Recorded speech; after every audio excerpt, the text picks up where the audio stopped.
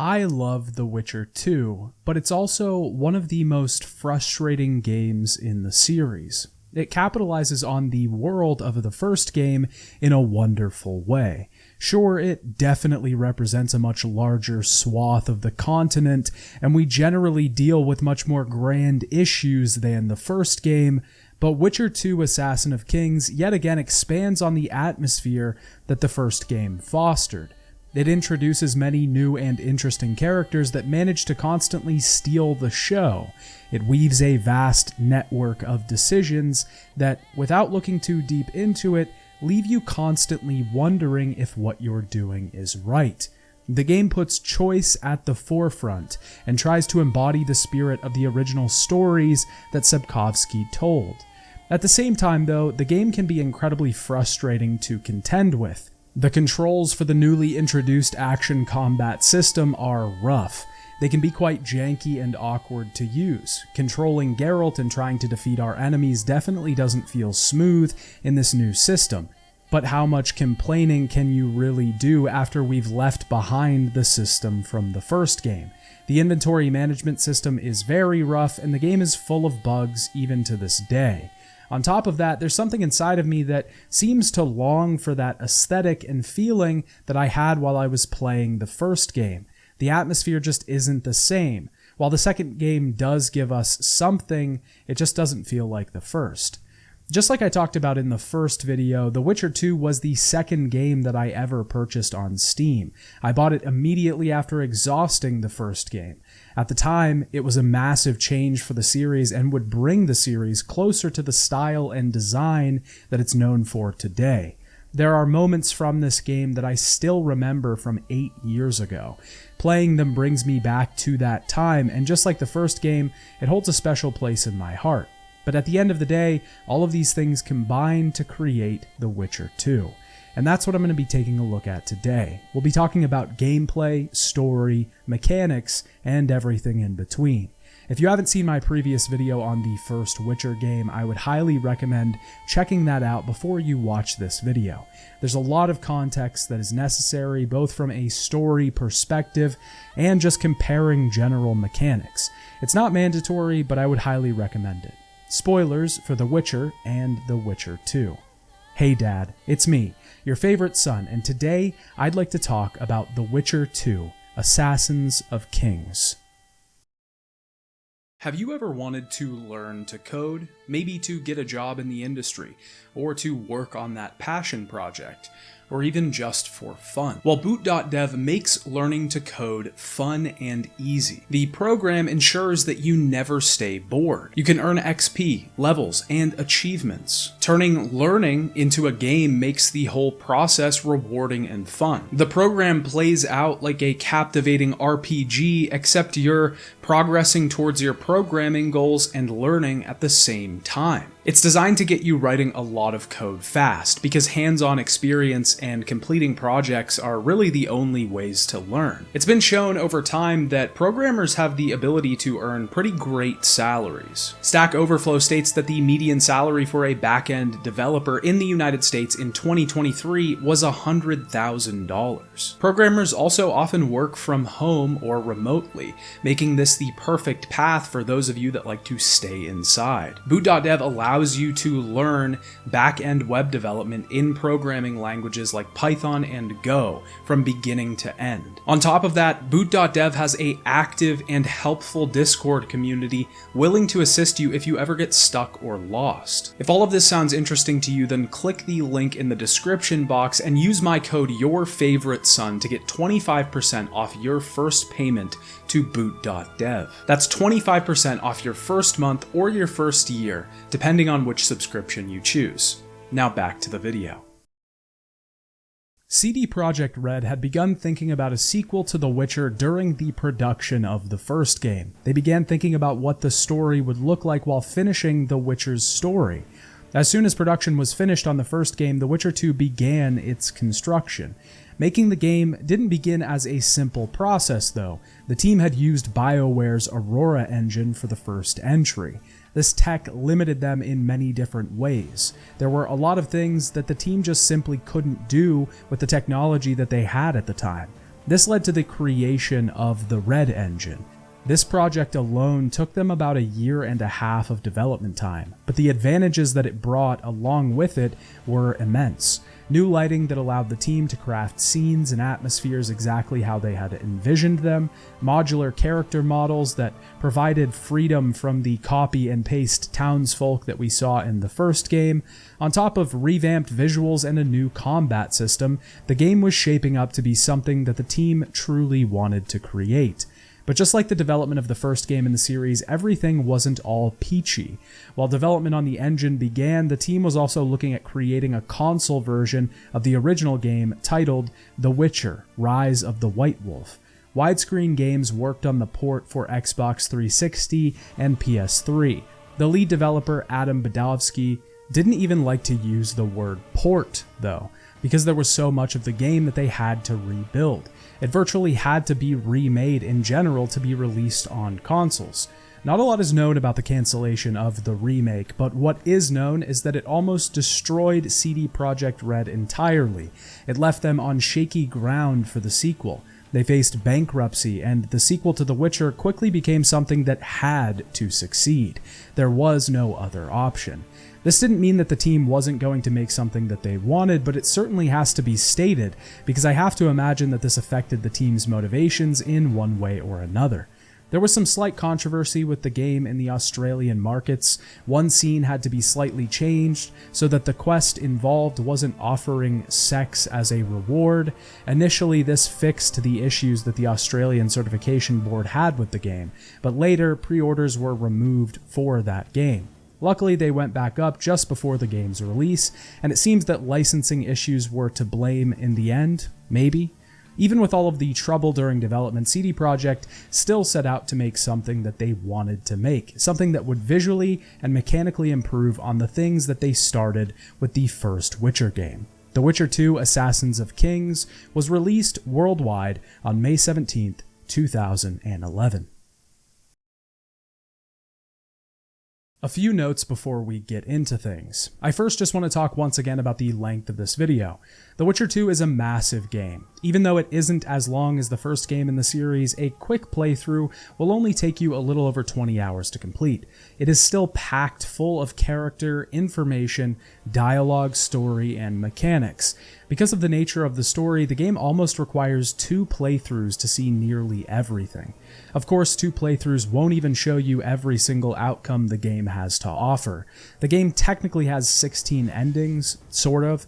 The developers clarified this statement pre-release and referred to these endings as states of the world. These are something that we'll clearly get into in a bit, but it makes my point that this game has a lot to it. Therefore, there's a lot to say about the project. I did play through the game multiple times to try and see the various outcomes of quests, stories, and dialogue options. This will be one of the longer single-game videos on my channel, and the full retrospective is shaping up to be the longest video that I've ever made. Also, if you've seen my previous video on the first game, then you'll know that I read all of the books in the Witcher series to prepare for these reviews. The games are technically a sequel, or a sort of what-if scenario that takes place after the books. Because of this, I will be spoiling some things from the books. This isn't too much of a worry because this game in particular does a lot of that on its own. If you were going to play this game, then you would have to expect the books to be spoiled in some part anyways. I won't be giving everything away, but I will be referencing some major plot points from those stories. I also would like to note that I played the enhanced edition of The Witcher 2 for this video. This is a version of the game that was released a year after the initial launch. This extension to the game added 2 new quests, new transitional cinematics between chapters, final ending boards to the game, an in-game movie, a game outro, new locations in the 3rd chapter, new cutscenes, the arena, a combat-focused area that lets you test your abilities, a new tutorial, and a dark difficulty that ups the challenge of the game significantly. This is easily the definitive version of the game. It doesn't take anything away, just adds new content. I also did not use any mods for the game, as The Witcher 2 really isn't outdated or broken enough to warrant anything like that. This doesn't mean that I didn't encounter my fair share of bugs, it just means that they weren't intrusive enough to warrant something to fix them. Now, on to this lengthy review.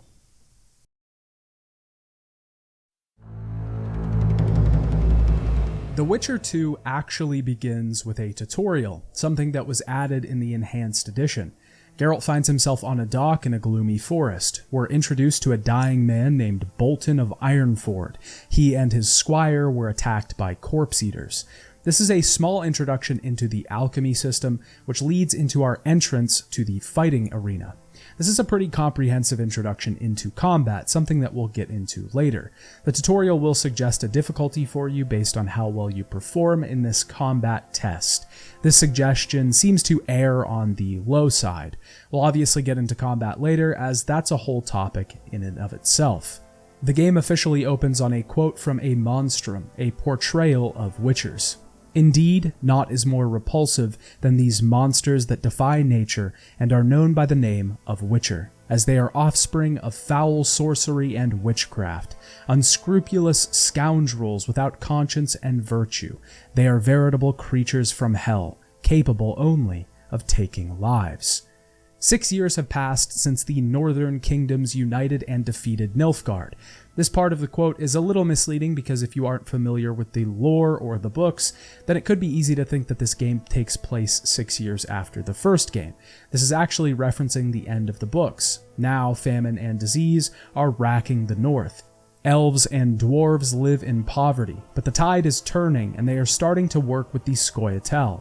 The intro then recaps what happened at the end of the first game. An assassin attacked Foltest and Geralt managed to save him. The killer was revealed to be a witcher. Foltest has gone to battle again and they have won. This intro brings us back up to speed on the state of the world and where things are at right now. It sets the stage for the show that's about to unfold. We then see a dream that Geralt is having. He's being chased through the forests, assumingly by the Wild Hunt. Geralt then wakes up in the dungeons of Lavalette Castle. He is taunted and beaten by guards. Inspector Roche comes in, the head of the Temerian Special Forces. He takes Geralt to an interrogation. Roche is then threatening Geralt. Something happened this morning, something they both were a part of, but he needs the information Geralt has.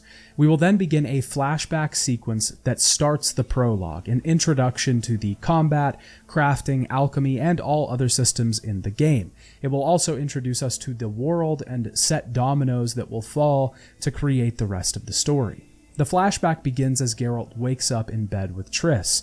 The two are now traveling with King Foltest. After being saved by Geralt, he likes to keep him around as a good luck charm and sort of personal bodyguard. Triss has become the advisor to the king. Foltest is currently engaged in a civil war to try and regain his bastard children, Anai and Busi. Yes, his name is Busi. I'm going to have to say that a few times throughout this video, unfortunately. We can talk to Triss about a couple things right now. Two things in particular are of importance. First, some scouts have seen a dragon nearby. Geralt doesn't believe the reports, but Triss isn't so quick to discredit this. Also, the body of the Witcher that made an attempt on Foltest's life has already been picked apart so much that evidence is unable to be found. Outside, we can explore the camp for a bit before we have to make our way to Foltest, who called for Geralt. We can talk to one of the soldiers to get some coin for a job that was done off-screen. Geralt killed a cockatrice for the camp and is now being paid for this work. I should also note here that if we got it in the previous game, we start here with the Raven armor, which is a nice touch for importing our save file.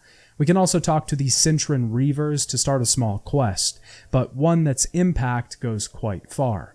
The Cintran Reavers have a new member called New Boy. He's made a bet that he won't wear armor during the assault on the castle. He isn't worried because he has a magic amulet that should protect him.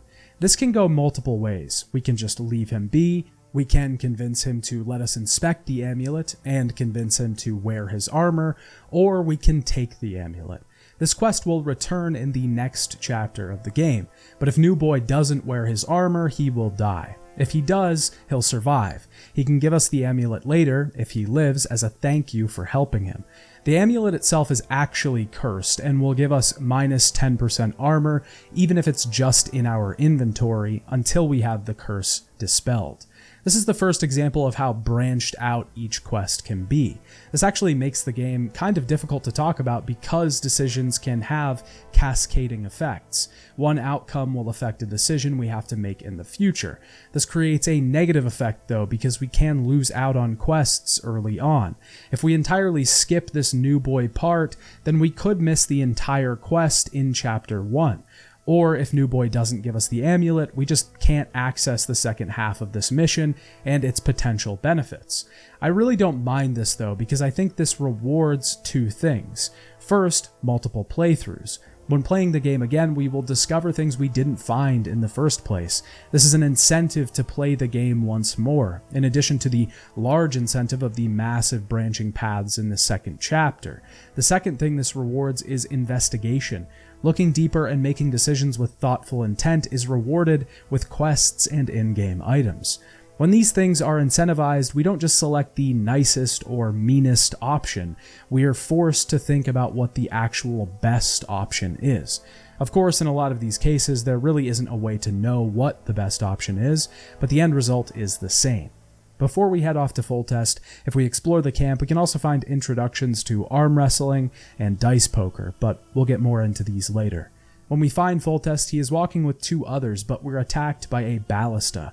The introduction to Foltest is done very well, and makes us feel very specific emotions for the character right from the get-go. The script for this section is incredibly efficient and wastes no time with needless dialogue. Everything we need to know about Foltest is known right here, so I want to dive a little deeper into it. The first time we see Foltest, we are shot at by a ballista. He is not phased whatsoever, but the other nobles with him are quick to hide from return fire. Foltest realizes something that they don't. The ballistas the enemies are using shift slightly when fired and will not be able to hit the exact same spot. First of all, this displays a massive amount of confidence in himself and his knowledge. He later notes that he doesn't know this because of military know-how, but because he gave the ballistas to the Lavalettes. This still tells us about the relationship with the Lavalettes, that Foltest was once close with them, let's say. It also just makes him look badass in general, standing in the face of a ballista spot and knowing that it won't hit him or his party. As they walk down the battlements, Foltest makes note of an injured and wounded soldier, purposefully pointing out his men that they are valiant in the face of danger and death. He also makes a point to talk to another one of his soldiers, seemingly a small, no-name fighter, not one with many lands or status, but he still knows his name. He knows who he is, how long he has fought for him. Kings are often portrayed as having no knowledge of who fights for them. It can be an easy way to gain the favor of the audience by having a king who makes a point to acknowledge the ground-level men that win his wars. This tells us that Foltest is at least a decent king. After this, Shillard asks a question of Foltest, calling his children bastards. This angers the king. His children are not bastards, they are just his children. Majesty, but I must ask, what fate awaits the royal bastards when they're my children? If I hear bastard one more time, someone will die. Painfully. This is breaking another stereotype with kings, that they are often quick to throw off bastard children because they won't be easy to put in line for the throne. Foltest seems to genuinely care for his children. Hell, he's even fighting a war for them, to ensure that they are taken care of. Shillard tries to argue this with Foltest. The king says that he will change the laws of succession if he has to, showing that he'll go even further. His daughter Ada, if we cured her in the previous game, is noted here. She is married to Radovid, the king of Redania, but Foltest knows that Radovid is waiting for him to die so he can take his throne with Ada as the rightful heir. Shillard then leaves, and Foltest asks Geralt his opinion, whether he was patient and courteous to Shillard. Shillard is an emissary from the land of Nilfgaard, ruled by Emperor Emhyr. They are not exactly liked in the northern kingdoms, considering the two recent wars that they began for control of their territories.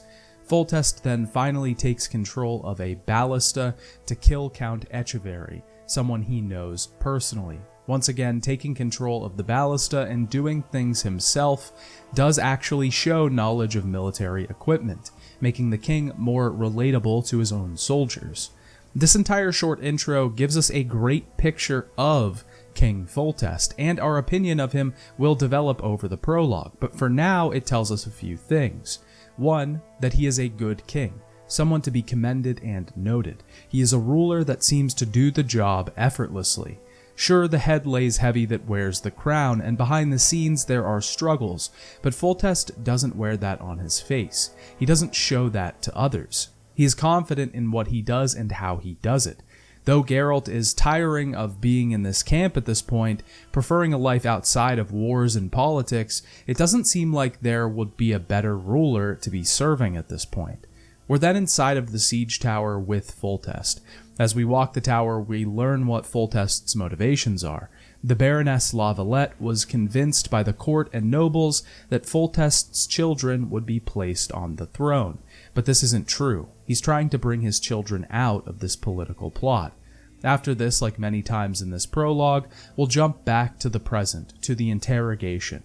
After this, the assault on Lavalette Castle begins, and Foltest himself is in the charge, showing once again what type of a king he is. Someone that fights on the front lines with his men rather than sitting back and commanding them from afar. The group makes some headway but are immediately held down by a hail of arrows. Geralt is sent on a lone mission to free a ballista and use it to clear the archers away. It's probably a good idea at this point to talk about the combat for Witcher 2. The second entry for the series comes with a massive amount of changes. First off, in general, the combat system is now much more action-oriented. We no longer actively stand in the same spot, clicking to attack. Now, dodging comes into play, movement is important, and everything overall requires much more attention. Like most systems of the same genre, The Witcher 2 allows us to do light attacks and strong attacks. Once again, we can use two types of swords, steel swords to damage humans, and silver swords to damage monsters. Styles have been completely done away with, as we now only focus on damaging the enemy and keeping ourselves out of harm's way. But with the removal of this system, all of the other systems have been upgraded and fleshed out. The first thing that we should dive into is swordplay. We can now parry, dodge, and riposte. Blocking will only reduce the damage that we receive, and we can't block magic attacks. A riposte will allow us to return damage after a block. The thing about parrying and riposting is that they aren't that effective. They work and they can be useful in some specific scenarios, but in general, it's always better to dodge. This way you won't receive any damage from getting out of the way, and it's easier to pull off than the riposte that can be a little finicky. The dodge overall is just incredibly overpowered, especially when leveled up to allow for more distance covered. There is some calculation to how much damage we do though. In addition to the level of our current weapons and our talents, fatigue is also taken into account. This is a feature of the game that I didn't really see explained in the tutorial, but it does have a large effect on damage. Our vigor bar determines how many signs we can cast. The lower this bar is, the more fatigue we have when fighting with swords. Fatigue causes us to do less damage, scaling with the percentage of the current vigor bar. Obviously, this is a massive amount of lost damage, and it's something we'd like to know, but the game doesn't really make us aware of this. I had to actually look it up to see why I was losing so much damage. Speaking of vigor though, it's an incredibly useful resource. It determines how many signs we can cast. One chunk of the bar allows us to cast one sign. There are once again 5 signs in the game, but they've been a lot more balanced than the previous entry had. The first sign, Ard, will knock enemies back and can stun them, allowing us to pull off a finishing move. The second sign, Igni, launches a fireball at our opponents rather than just a wave on the ground. The fireball will damage enemies and can incinerate them. Earden will place a magical trap on the ground that will hurt and slow opponents caught in it. Quen will cast a protective shield around us that will halt incoming damage. Axii charms an opponent, forcing them to fight on our side. Heliotrope is technically a 6th sign in the game, but it is not able to be unlocked until we develop the entire magic skill tree, which we'll talk about in a moment. Out of all the signs, there isn't a clear definitive winner or frontrunner. Quen has quite a bit of advantages, and being able to shield ourselves from damage, especially when dealing with a group of enemies, is really advantageous. Upgrading it to deal damage back to enemies when they hit us makes it even better. Igni can be upgraded to do a massive amount of damage, especially area of effect. It's really useful in a lot of situations and can eventually become our best source of damage overall. Ard is always great to give us some breathing room, especially when facing an armored opponent or someone that has a shield. Yrden even became a really great sign at a certain point in the game. It acts as a great alternative when we don't have any traps left. The only sign that I would say hangs a bit below the rest is Axii. I tried to use it a few different times and it just never really worked that well for me. It mostly seemed like a waste of vigor in a difficult battle. The signs overall, though, are majorly improved. I used them far more in this entry than I did the first. In the first game, it was advantageous to use Ard or Igni at certain points, but here it's absolutely essential to use signs in battle. If you aren't, then you're just giving yourself a disadvantage. On my first playthrough, I decided to focus on upgrading signs. I think I mostly did this because I wanted to take a less obvious path. My first inclination was to upgrade swords, but I really wanted to test the signs and see how powerful they could get. By the end of the game, I could just spam Igni at the beginning of a battle and take half the enemies out. Signs, in my opinion, were incredibly overpowered when leveled correctly. The next and equally large part of the combat system is quick slot items. We can quick slot different things that we have in our inventory. When we access the quick slot menu, we can equip bombs, daggers, or traps. These can all be used in combat to turn the tides of battle.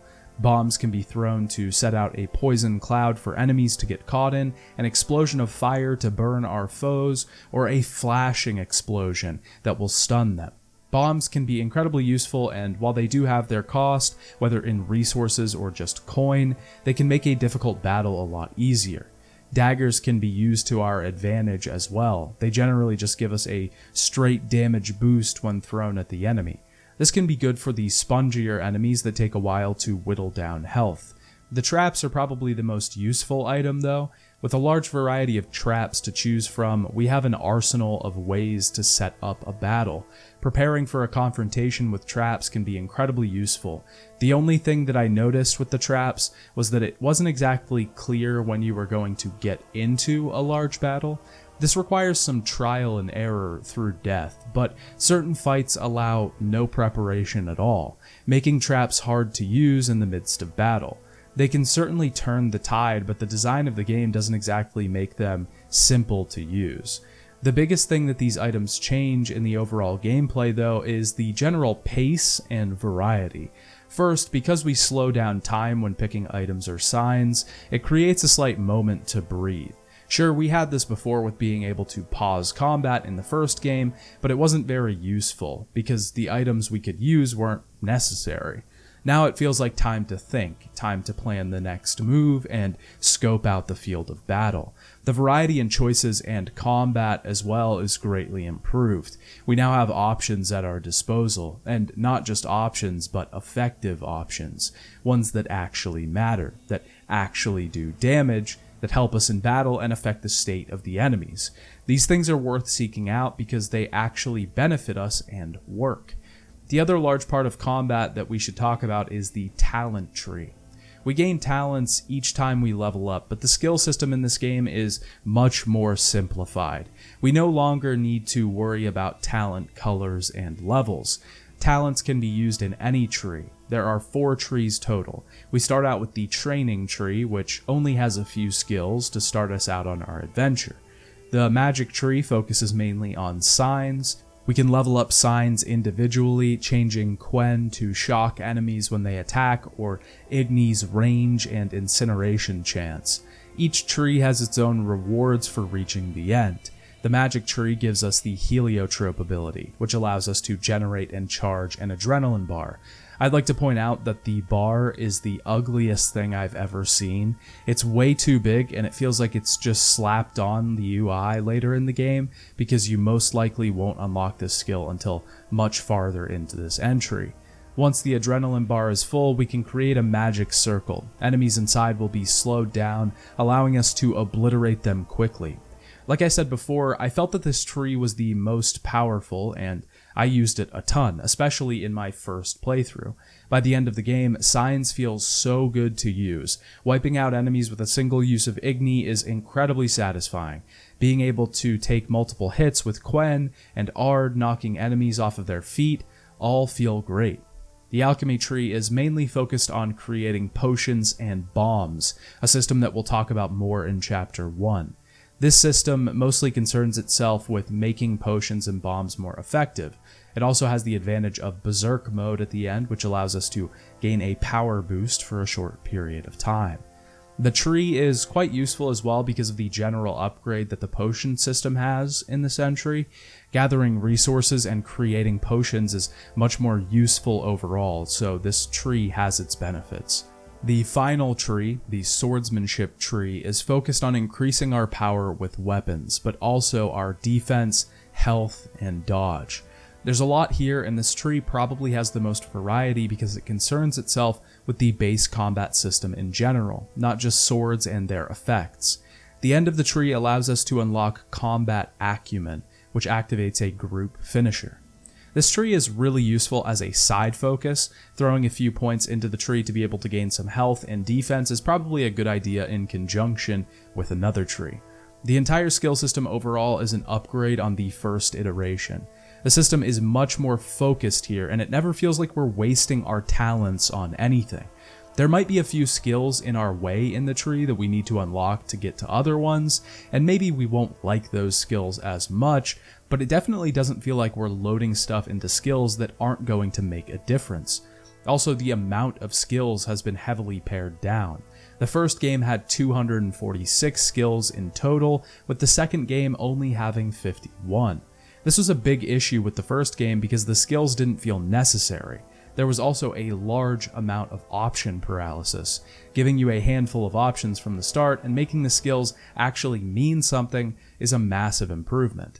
We can also mutate skills. Only certain abilities can be mutated, designated by a small circle on the edge of the skill. We can collect mutagens from monsters that we kill, or they can be given to us as quest rewards. We can place these mutagens in slots to gain some extra stats or abilities. Some will grant us extra damage. They act as a slight little boost to a build to gain just a little extra on top of our talents. I should also note that we can now use our Witcher sense to locate nearby lootable crates and items that can be gathered. This is used quite a lot in quests as well to find quest locations and objectives. This is mostly good, but it also sort of makes gathering a chore. We also gather a lot of items from crates and chests and drawers now, rather than out in the wild. In the first game, it really felt like we were gathering items naturally and then using them to make potions. Now it sort of feels like we're stealing everything. We still gather items from bushes and we pick flowers, but it's just not as often. Equipment hasn't been changed too much, though we can now equip things a little easier and carry a bit more. We can even equip trophies that we get from enemies, and they give us stat upgrades. Rather than slots that we have to fill in our inventory, we now have an overall weight in our backpack. This is probably one of the worst parts of the game. This is because we pick up so much stuff throughout the course of the game, we are non-stop managing our inventory. Dropping stuff and putting stuff in storage, it is a constant struggle. It's not even one we ever forget about. There's never a point where we think we have enough storage and then we're reminded later when it gets full again. We're just always picking stuff up and dropping it. Overall, combat as a whole has been greatly improved. It's much more action-focused, which I understand could be a hard adjustment for some to make, but in my opinion, I think it's a much better system. It feels a lot more engaged, and at least in the beginning of the game, there is a bit of challenge. But as the game continues, it becomes incredibly easy. There isn't a lot of challenge starting in the second chapter. This could just be because of the skills I chose, but the game still has the same issue as the first, that it's too easy. An action combat system that doesn't have a ton of challenge isn't that much more interesting than standing in front of an enemy and thwacking them with a sword that also isn't challenging. This is probably the biggest downside of the system in general. Of course, there are much higher difficulty levels, but I don't judge the game based on those. I judge the game based on the normal difficulty level. But removing the challenge, the action-oriented combat system is a lot more engaging. It keeps you involved and keeps you paying attention. You can't look away because there isn't an opportunity to. The Witcher 2 takes everything the first game did, but upgrades it just a little bit more, at least in terms of combat. Back at Lavalette Castle, Geralt is told to take over the ballista. We have to attack the soldiers down below, and this part of the game actually creates the facade that the game will be challenging. But this is really just us getting our bearings on the game for a moment. Once we gain control of the ballista, we get rid of the archers and rejoin the group. The group manages to infiltrate the castle and finds that Aryan Lavalette, the only true-born son of the Baroness, is holding his forces in a lone tower. Geralt climbs this tower and we are left with a choice. Once we talk to him, we can either get him to step down and submit to Foltest, or we can duel him one-on-one and kill him. We're then introduced to the Blue Stripes, the Temerian Secret Service. This is a commando group that Roche leads for Foltest. The siege is going very well and the Baroness has been found, but the children are still missing, still assumed to be in the monastery. Just then a dragon attacks, the same dragon that was reported to be seen earlier. We have to run from the dragon, avoiding its fire breath. We've arrived at the monastery but can't gain entrance inside. There's a hidden passage that leads inside somewhere, but Geralt has to find it. We're tasked with searching the small section of town nearby. During this section, we see what the innocents are going through during the siege. A lot of bystanders are being persecuted and killed. We can stop some of this if our version of Geralt would like to intervene. Eventually, we will find our way underground and make it into the sewers, defeating some monsters in the process and killing the soldiers guarding the gate inside. While this is all going on, we can find out that some Scoia'tael were seen nearby guarding the shores. This will come into play later. As we finally arrive at our destination, the Solar, we are once again attacked by the dragon. This gives us the first quick time event in the game. Now, I don't actually mind QTEs in games. Some of my favorite games, like the Yakuza series, use these events to great success.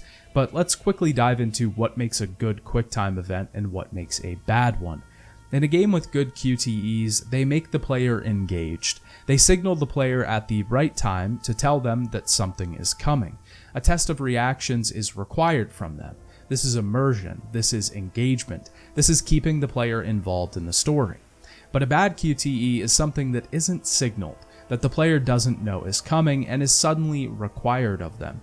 It does not keep the player engaged and involved, but makes them wonder what the fuck is happening. This is the side that The Witcher 2 lands on. The main problem with these QTEs is that they feel slapped on. They feel added after the fact, an afterthought. They don't feel as if they were designed into the game, but rather put into place once the puzzle was already complete. They are also not present enough. There isn't a consistency in their placement, so you never know when one will pop up, and you aren't prepared. This makes them more of an annoyance rather than a tool or design to keep you engaged. That being said, I do think that the QTEs in this game were criticized a little too heavily. This game was also released during a time when QTEs were kind of demonized in video games for a bit, but I think the anger from this actually results from the design of the mechanic rather than the ideology. QTEs need to be well designed to be pulled off in a good way. The concept of a QTE is fine as long as it is executed well. If it's designed well, then the audience won't care and won't even think about it. It will just become a part of the game. In short, they aren't that horrible, but they probably shouldn't be there either. As we head inside of the Solar, we finally find the children. Both Anai and Busi are safe. A monk nearby has been taking care of them during the siege. While Foltest talks to them, Geralt rests nearby on a windowsill, and the king is killed by the monk.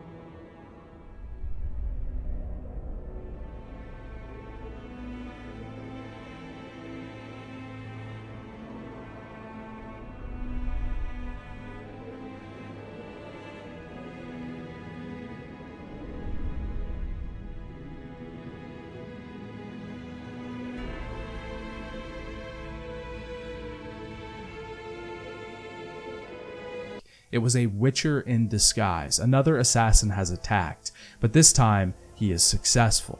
This explains why Geralt was jailed, because he is suspected to be the murderer after the real assassin got away. Roach ultimately will believe Geralt's story, but there isn't a lot he can do at this moment. He explains the situation to him concerning the state of the world, though. The Council of Regents has begun meeting to restore order in Temeria, but Triss hasn't been invited, presumably due to her relationship with Geralt. They're also just trying to get rid of the influence of sorceresses in Temeria overall. Ultimately, Foltest's children are entitled to the throne, but they most likely will not heed these rules. In the end, Roach decides to help Geralt escape. We're allowed to escape the dungeons with a short stealth section. There are a couple stealth sections in the game where we have to sneak around our enemies, but these are very underdeveloped and not present enough. They have a similar problem to the QTEs. They aren't common enough to make sense in the general design of the game. Because they don't appear that much, it doesn't give us the ability to learn the mechanics of the system. Though the mechanics themselves are actually pretty simple. We only have to sneak around and use our signs to get rid of the torches that light the hallways so the guards can't see us. We can take out guards as well to make our way through. It's just very bare bones, and also feels like the sections just shouldn't be there in general. In the dungeons, there are multiple outcomes. Either way, we will see someone as a prisoner, either Ariane Lavalette or the Baroness, his mother. This will obviously depend on whether we kill Ariane before at the tower. We can rescue them in the dungeons or miss them. In my playthrough, the Baroness was approached by Shillard. He is trying to influence the Baroness to side with the Nilfgaardians, a large and first of many ploys that the nation will make to take control in the Northern Realms. When we eventually get out of the dungeon, we will reunite with New Boy, the character that we could get the medallion from in the beginning. He will either be dead here or alive, depending on our choices before. After this, we reunite with Triss and Roche on a ship heading out of the castle. Roach wants to go after the Kingslayer and track him down for killing Foltest. He's on a path of revenge, and Triss is also along with us because her reputation has been destroyed. People now associate her with Geralt, who everyone considers to be the real Kingslayer. Therefore, she is forced to join the group and track down the man that did this. The group also discusses the state of the world at this point. John Natalis is probably the best option that Temeria has for a ruler now that Foltest is dead, but he's far off and the negotiations have already begun. The only lead they have is that the Kingslayer was spotted with Yorveth, an elven commander that leads a Scoia'tael company in Flotsam.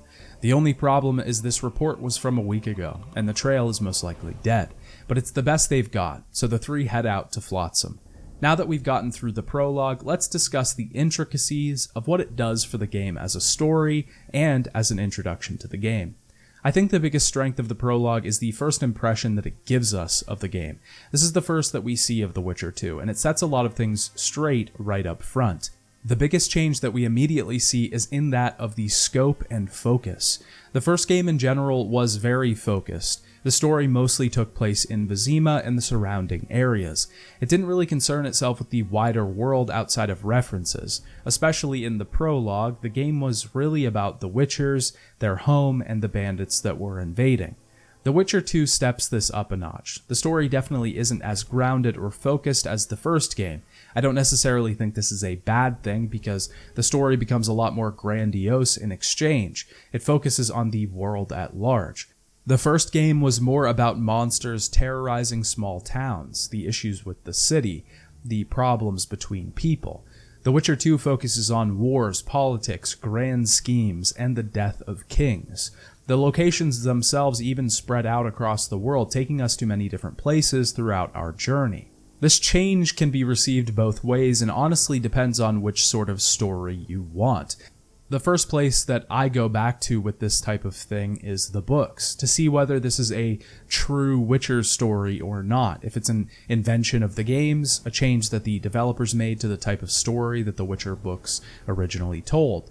But the books had both. They concern themselves with the problems between people, small tales that center themselves around Geralt and his dealings with the problems of the little folk. but also it concerns itself with the larger schemes, the grand people that try to control the state of the world and the state of the world itself. The game manages to find a good balance between the two. A lot of the side quests will focus themselves on the small tales of the world, but the main story itself is very much about the fate of the world, and even the end of the game concerns itself with the state of the world. The developers themselves originally stated that the game had 16 endings, and then later clarified that these weren't really endings, but states of the world. This shows that the choices we make throughout the game don't just affect the people around us and where Geralt is at in the end of the game, but the world itself. I can't exactly say that I love this change or hate this change. I think I fall somewhere in the middle. Sure, do I love the focused nature of the story in the first game? Yes, but the first game also had larger moments. The ending of the game definitely concerned the fate of the world. Radovid and Foltest were involved, but it was mostly behind the scenes. Regardless, the scope of this story certainly ups the stakes of the tale. Traveling further about the world also allows us to get a better sense and idea of the place that we're in. World building is always a good way to make the audience feel that the world is real. This is essential to making a good world with a genuine history and lore. The audience has to believe that they exist in a place that exists, not just some fictional words on a paper, a world that was built from writing on a page, made up and fake. Another large piece of this prologue is the arc of Foltest. As we've already talked about, the game sets him up very well. He's established as a good leader, a compassionate ruler, and just a kind person in general. Once he's established, we travel throughout the castle with him, fighting his war. The quest is a valiant one, though, to save children from those that look to use them for political games. It isn't entirely based in backing a leader, but it sure makes the whole thing an easier pill to swallow. The prologue is surely longer than most introductions, but we're given time to marinate in these characters, and specifically the character of Foltest. This makes the assassination of the king all that larger when we know him as a person, when we feel like he's a real character rather than just a name. The stakes are higher because it isn't just a king being killed, affecting the world and the states inside of it, it's someone we know being killed. The scene is even more impactful because his kids are watching, but the other side of this is true. This isn't just a character, it's the king of Temeria. And this means the world is going to drastically change. This is the game setting itself up, creating the state that the entire story will revolve around. Something about the prologue that should be noted is that it is very linear. Witcher 2 in general is not as open as the first game, but the prologue is on a pretty straight track. Outside of the small part of the castle that we visit, we can't exactly wander around. This probably makes more sense from a story perspective, especially since this game has a much larger focus on narrative. Overall, the prologue is a great introduction to the game, one that reintroduces us to the world of The Witcher, but also a new version of that world, one that is much wider and more broad than the previous game. It's a world with character and ambition, one that concerns itself more with the grand players than the peasants that those players control. But set on a grand stage, our adventure is just about to begin. This is the moment of entry in the story, but soon the tale will twist and split, evolve and diverge, and this is just the beginning.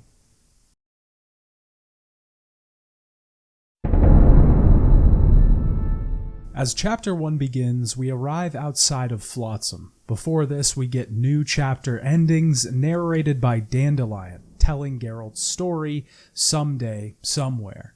And we get a flashback to a few months ago. Yorveth is hunting in the woods near Flotsam. He arrives back in the caves to find Letho, the Kingslayer, who has killed Demavend, the king of Edirn. He proposes an alliance with the Scoia'tael so they can help him kill the rest of the kings.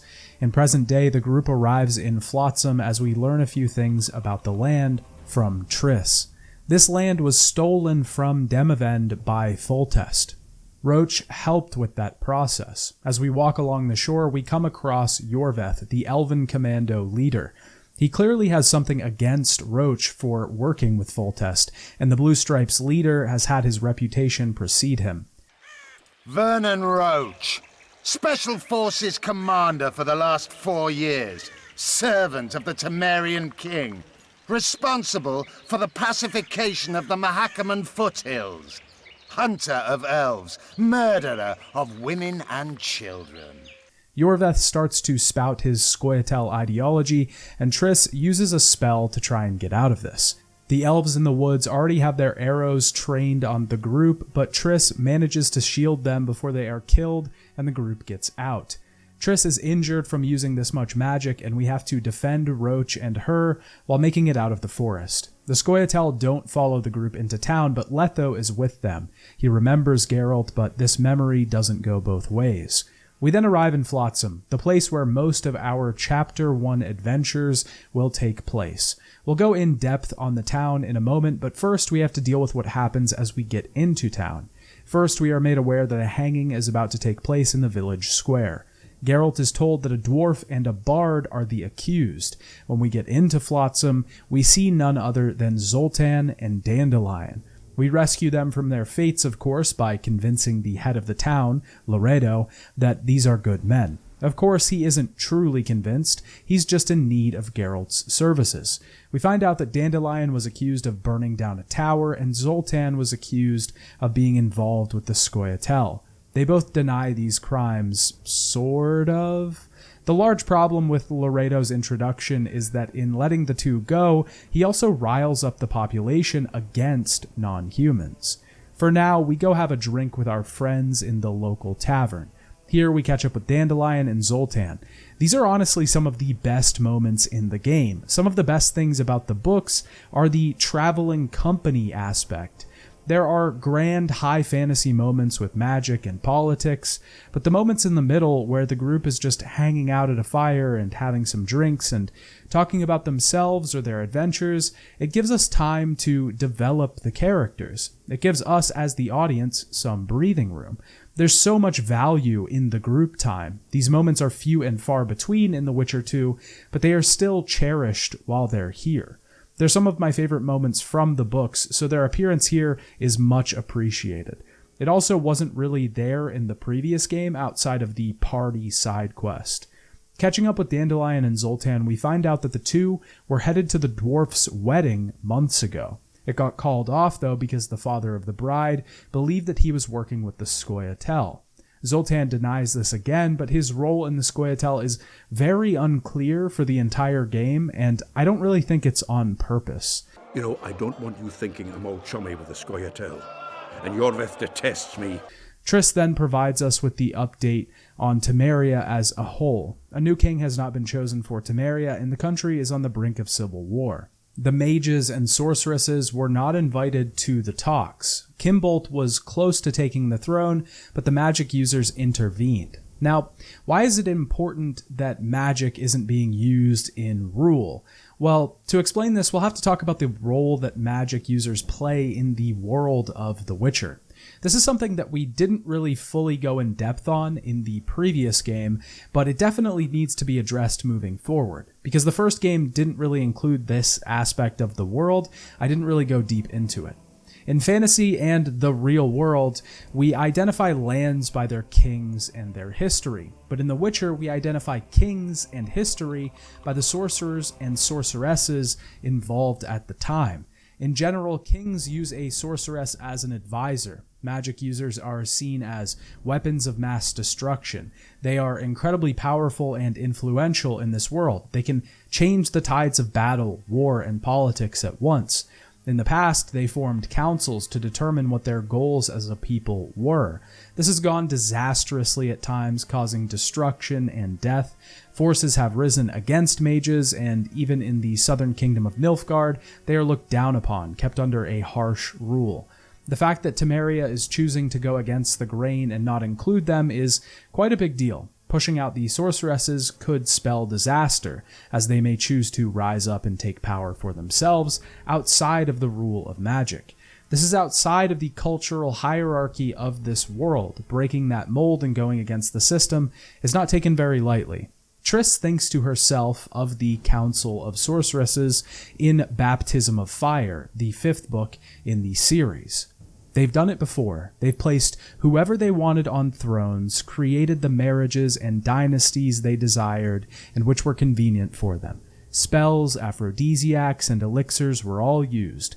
Queens and princesses suddenly entered bizarre, often morganatic marriages, contrary to all plans, intentions, and agreements. And later those who wanted children, but ought not have them, were secretly given contraceptive agents. Those who didn't want children, but ought to have them, were given placebos of licorice water instead of the promised agents. Once again, John Natalis is mentioned as being the best choice for the Temerian throne. Natalis was a commander that won at the Battle of Brenna, but on the other side, he's in debt to a dwarven bank that's involved with the powerful sorceress Philippa Eilhart. Geralt has decided that his involvement in finding the Kingslayer at this point is personal. He needs to clear his name and ensure that the real Kingslayer is outed. After this, something has begun attacking the harbor. A Kayran, a giant water monster, is wreaking havoc in the harbor. A sorceress manages to stop the beast from killing a man on the docks. This is Sheila de Tanzerville, a woman that Geralt doesn't remember, but that Triss knows. She's powerful and intimidating, someone that has lasted a while. She explains that she was offered the contract for slaying the beast, and sorceresses can always use the pieces of a Kayran. Shortly after this, we are then approached by the Burgomeister to deal with the Kayran as well. He wants us to work with Sheila. I should also point out that Sheila's name was changed in the English version of the game. In the books, her name is Sheila de Tankerville, but in the English version, her name is Sheila de Tanzerville. I couldn't find an explanation in my research for this change, so I'm not too sure where it comes from. Triss explains afterwards that there is some tension between her and Sheila. She thinks the woman has other motives. They know each other from their time in the Lodge, a secret organization of sorceresses created during the books. Sheila tells us that the beast has clearly been able to grow in the river. It was being avoided for a long time, and because of that, it's gotten stronger. She directs us towards Cedric in town for some more information. Before we move on, we should probably dive deep into the town of Flotsam, because we're going to be here for a while. Flotsam is a small town that's main features are its trading post and its location on a river called the Pontar. The central location of the town means that many goods from the northern kingdoms pass through this place. This creates a massive economic importance, and anyone in control stands to make a lot of money from the taxes it provides. Lobenden lies on the outside. It's not really another whole town, it just kind of exists right outside of the walls of Flotsam.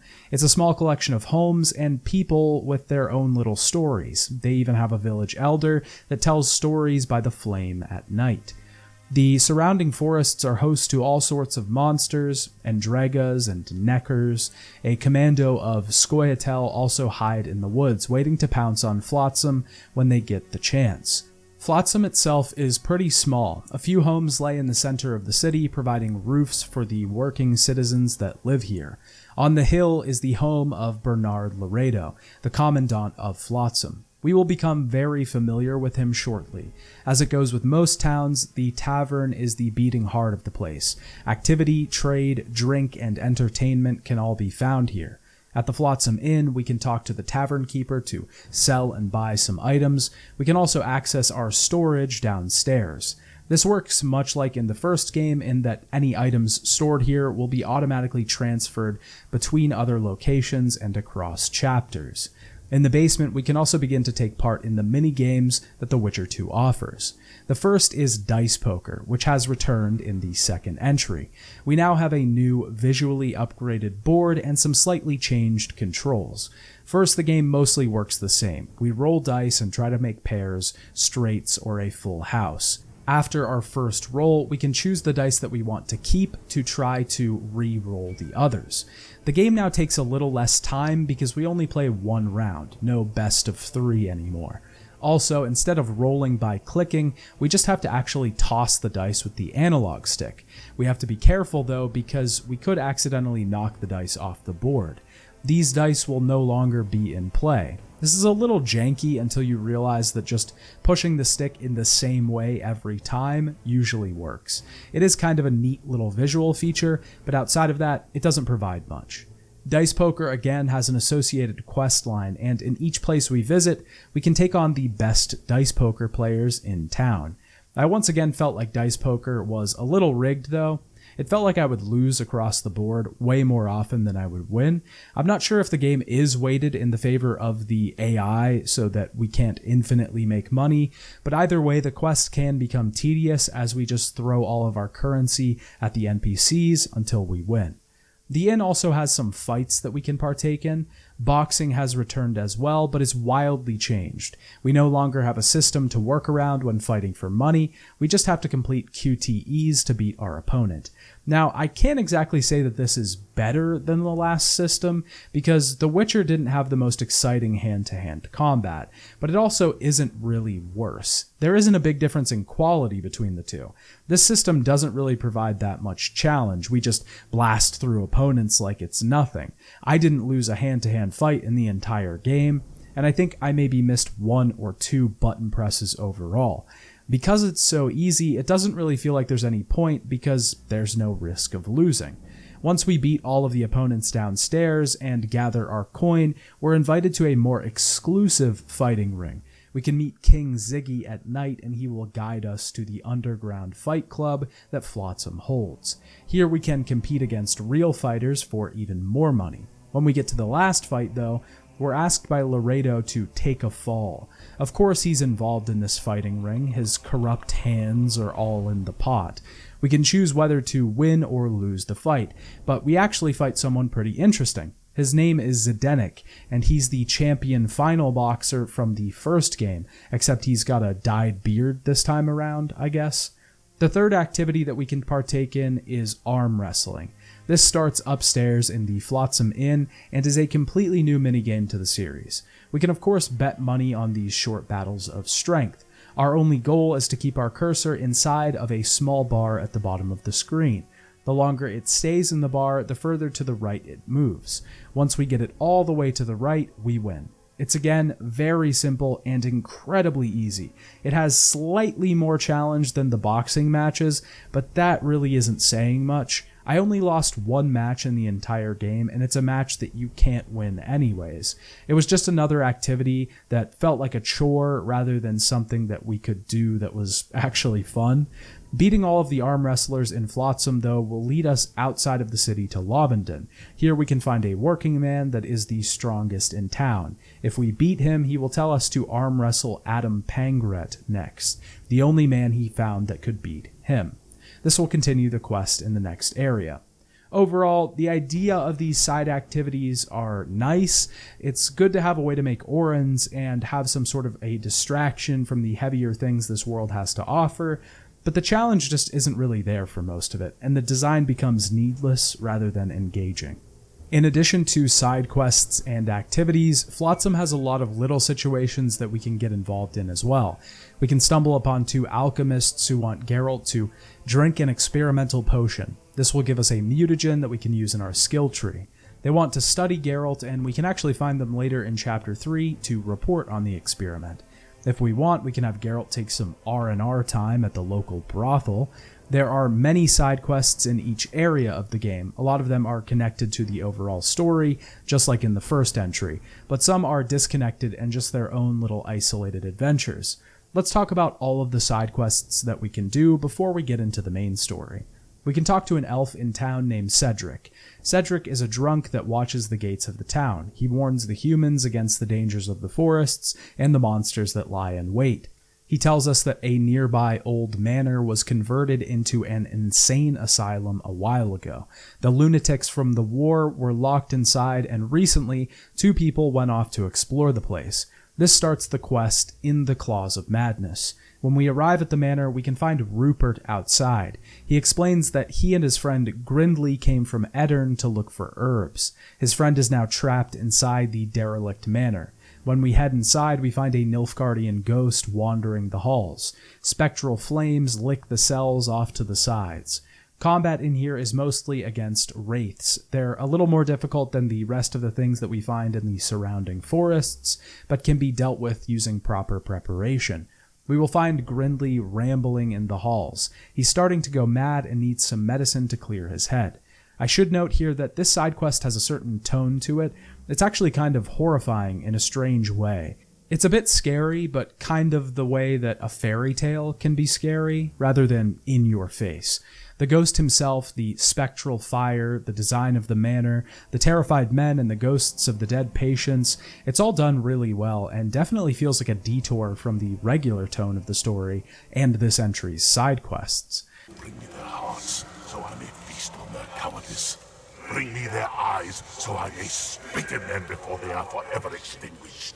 When Gridley calms down, we can talk to him. He reveals that he and Rupert were soldiers who fought for Eddern during one of the wars with Nilfgaard.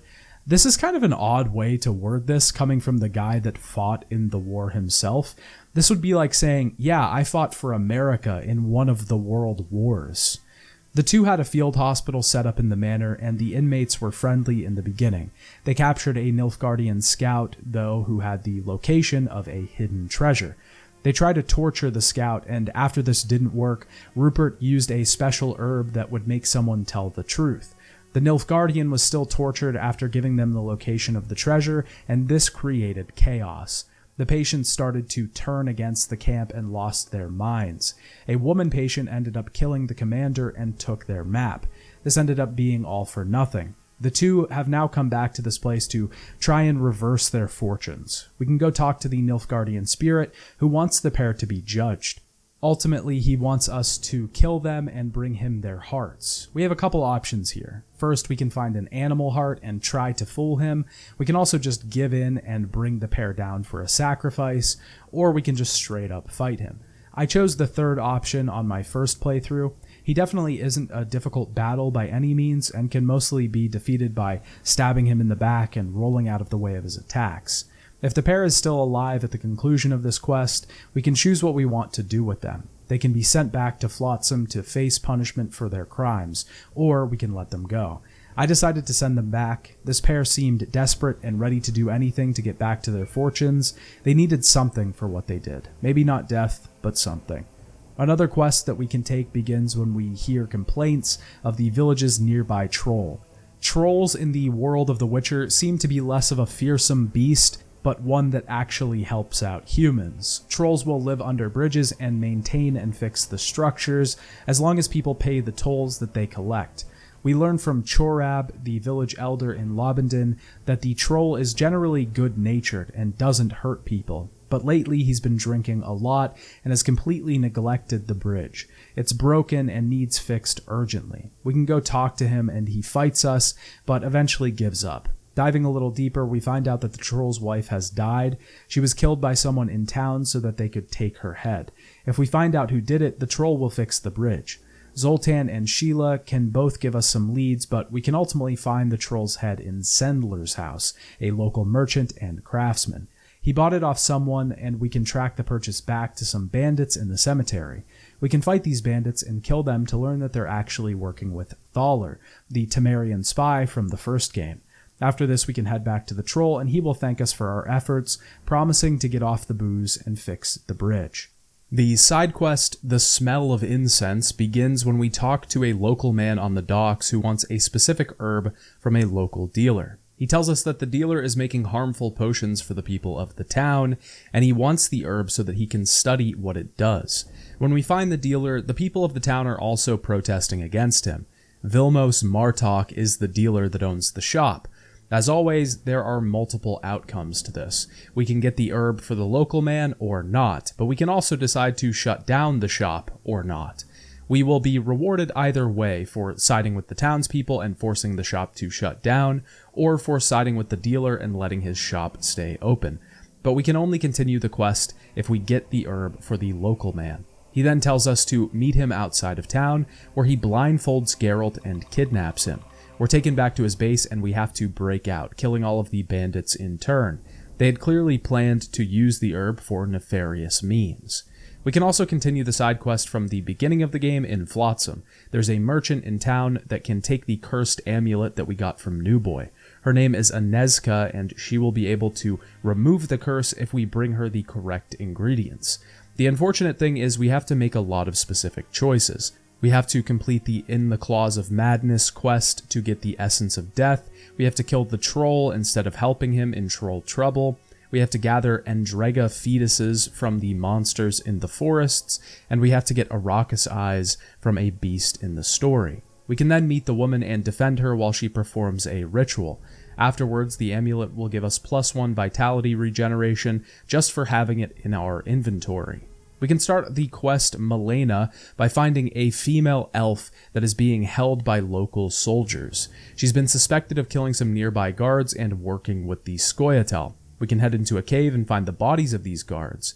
We have to pass through a large amount of neckers first, though. They can be pretty tough early on, and there is a particularly large amount of them here. Once we locate the bodies, we find that they are riddled with Scoia'tael arrows. This sort of confirms that the accusations against Malena are true.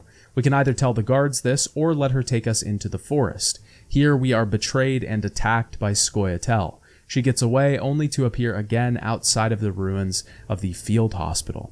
I ended this quest early and let her be hanged because it's clear that she works with the Scoia'tael. Mystic River is an ongoing quest that begins when we find a journal in a sunken ship outside of town. It's the captain's log of the ship that was headed to Loch Moyne for King Foltest. They found valuables in the city, and the sorcerer on board tried to mutiny but was killed. They were continually bothered by harpies summoned by the spell that the sorcerer cast before he died. Assumingly, the ship ran into the Kayran before it could make it home. We can place the journal in a royal mailbox in town to send it off to Temeria. This quest will continue throughout the game, so we'll come back to it later. The final side quest that we'll talk about for the first chapter is Hungover. This quest happens sort of as a part of the main story, but isn't really integral to it. We can head to the Blue Stripes headquarters and have a small party with them. The group shares some stories of their past. We get to know the members a little better, especially Vess, the female member. Eventually the gang starts drinking and Geralt wakes up blackout drunk on the beach. He then has to travel around town to figure out what happened last night. Apparently the boys wanted to take the whores from the brothel and ride on their backs down to the beach. They ended up drinking by the water, and at some point, Geralt got a Blue Stripes tattoo on his neck. Now we can get a sorceress to remove the tattoo for us, but we can also keep it, and Geralt will still have it in the next Witcher game. The quest is completed when we get our things back from Vess. The classic Witcher contracts also make a return in this game. Now, there's a physical notice board that we can take postings from. Some of these will begin quests in town, some of them will just be flavor text, and others will be Witcher contracts. This time, we don't have to just kill a certain amount or a specific type of enemy, we generally have to destroy their nests as well. There are 2 contracts in Flotsam, the Necker contract, which has us seeking out Neckers and then destroying their nests in the forest, and the Endrega contract, which has us do something similar, except that destroying nests will draw out a larger Endrega and we have to kill 2 of them. The contracts are a little bit better in this game, but they don't tie into the world quite like the previous entry. It feels like we're just exterminating pests rather than retrieving things for people that would need them. I feel like the side content in Witcher 2 is just overall a little bit of a step down. This doesn't mean that I don't think the quests are good, they're fine overall. In the Claws of Madness is a really good isolated story. Troll Trouble also is a good little tale that provides us with multiple paths of solution.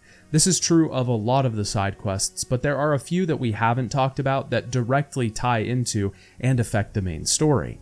This is pretty similar to the first game, but a lot more overt. It's often hard to tell whether a quest is part of the main story or whether it's an optional side adventure.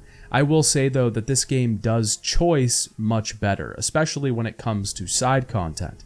The quest to remove the curse from the amulet is completely gone if we didn't grab it in the prologue, and a lot of these quests set up things that will be delivered on in the later chapters. But most of the quests also have multiple outcomes. The herb trader in Flotsam, the fate of Malena, the fate of the troll, the tattoo, the resolution of the curse in the hospital, the fate of the travelers to the hospital. This game clearly puts its focus on choice more than anything. This is something we will definitely see in the main story here shortly, but the game favors choice over length and sometimes even substance. With that, we should probably talk about the main story of Chapter 1. This whole thing obviously starts with the near hanging of our friends in the town square, and the introduction to the massive beast that plagues Flotsam. Once we decide to work with Sheila and take on this contract, Triss will tell us that she doesn't think we should. Sheila is powerful and can manipulate people. She believes that the sorceress has ulterior motives. She will tag along to go meet Cedric, the elf that has more information on the Kayran. When we find him, we can overhear him talking about a woman named Moril, an elf that went missing some time back. On the monster, he tells us that it has grown thick skin because of how long it has flourished in the river. Nearby, a shipwreck has left some Kayran mucus. We may be able to inspect it to find some more information on the monster. Once there, we can defend some of the mucus from monsters. Triss then analyzes it to find that the beast was probably mutated with something, providing the reason that it's this large and strong. We can talk to the merchant that provided the contract for the Kayran. We can haggle with him on the price for the contract. There is a new game mechanic that's been introduced in this entry, and one that we'll come back to quite often. This time around, we have different conversation skills like persuasion, intimidation, and even using our Axii sign to magically convince people to do what we want.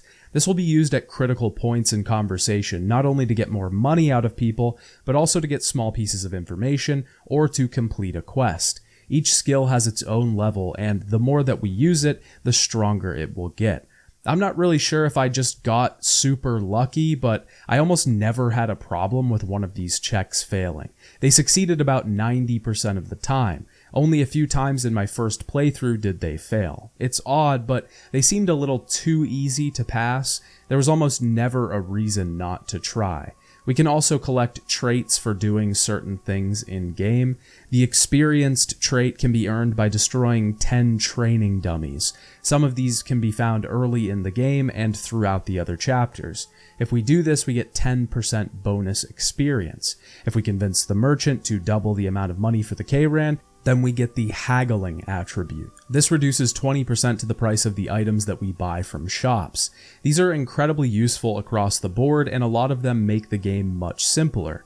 But one of the large problems is that they don't really explain them. They're not really pointed out, so you could go through the whole game without ever noticing them. Eventually, we're given a quest to go find some Ostmerk to help us fight the Kayran. Once we find the Ostmerk, it can be used to create a mongoose potion that will protect us from the Kayran's poison. When we're ready, we can meet Sheila to take on the Kayran itself.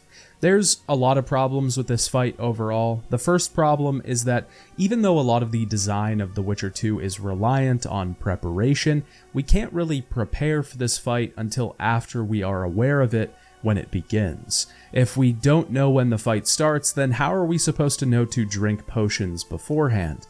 The fight technically starts when we hop off the ledge into the lair of the Kayran.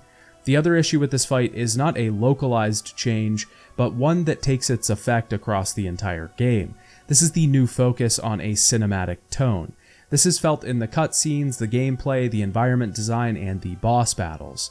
The boss battle for the Kayran is very simple. We avoid its tentacle attacks and slice off 4 of its arms. We then have to walk up a fallen column to destroy the beast while it's down. This battle includes cutscenes in the middle and a larger focus on interacting with general mechanics, almost like solving a puzzle rather than actually hacking down another being. I don't really mind this change in general. I think it actually fits the game tonally. It's also better than just standing there and swinging our sword at something that should be incredibly powerful. Since the game overall has become more cinematic, it really only makes sense that the boss battles would too. I do understand, though, that this can make the game feel a lot more action-y in some parts. There is something to be said overall about the game losing a little bit of that RPG feel. That doesn't mean that it's any less of an RPG. We can still build skills and talents. We can still make choices that affect the world, even more so than before. But in other places, the game definitely favors the visuals over the RPG feeling. Once we defeat the Kayran, we can collect our reward in town. This ends the sort of first half of the main quest in Chapter 1. The Kayran is the first thing we have to deal with, and the second half concerns the Scoia'tael and the Kingslayer. One of the first things we do is a short quest to talk to Laredo. Getting inside his castle is difficult though. We have to team up with Roach, and while inside we sabotage a ballista by convincing a woman to take one of the guards off to have some fun. Once we get access to Laredo's chambers, we find out that he's already talking to Sheila. We can sneak around the back and start a stealth section. This is one of the other really out of place segments in the game, and it can be kind of frustrating to complete, but if we do complete this section, we can get a trap that can specifically be used against the K-Ran. If we get caught, then we are immediately taken to Laredo. He talks to us about a lot of things, but one of the largest things we can get from this situation is the public perception of sorceresses. This ties into what we were talking about earlier, the political and cultural significance of people that can use magic. They're kind of the opposite of witchers in a way. Witchers are outcasts in society, wandering men that take odd jobs to survive and toil in their craft. Sorceresses end up in politics, influencing the world from a much higher place in the political ladder. But in some ways, they're exactly the same, slightly magical professions that require years of training separated from society. They're both looked down upon by the masses, mistrusted, looked at as if they are separate from regular people. The other large thing that Laredo focuses on are the Scoia'tael. Laredo doesn't exactly look at non-humans like equals, but he especially has a distaste for the Scoia'tael, like most outside of the group do. He thinks that Iorveth is planning an attack on a barge in the docks. He wants us to get information on the attack and use Zoltan's connections to the group to get it.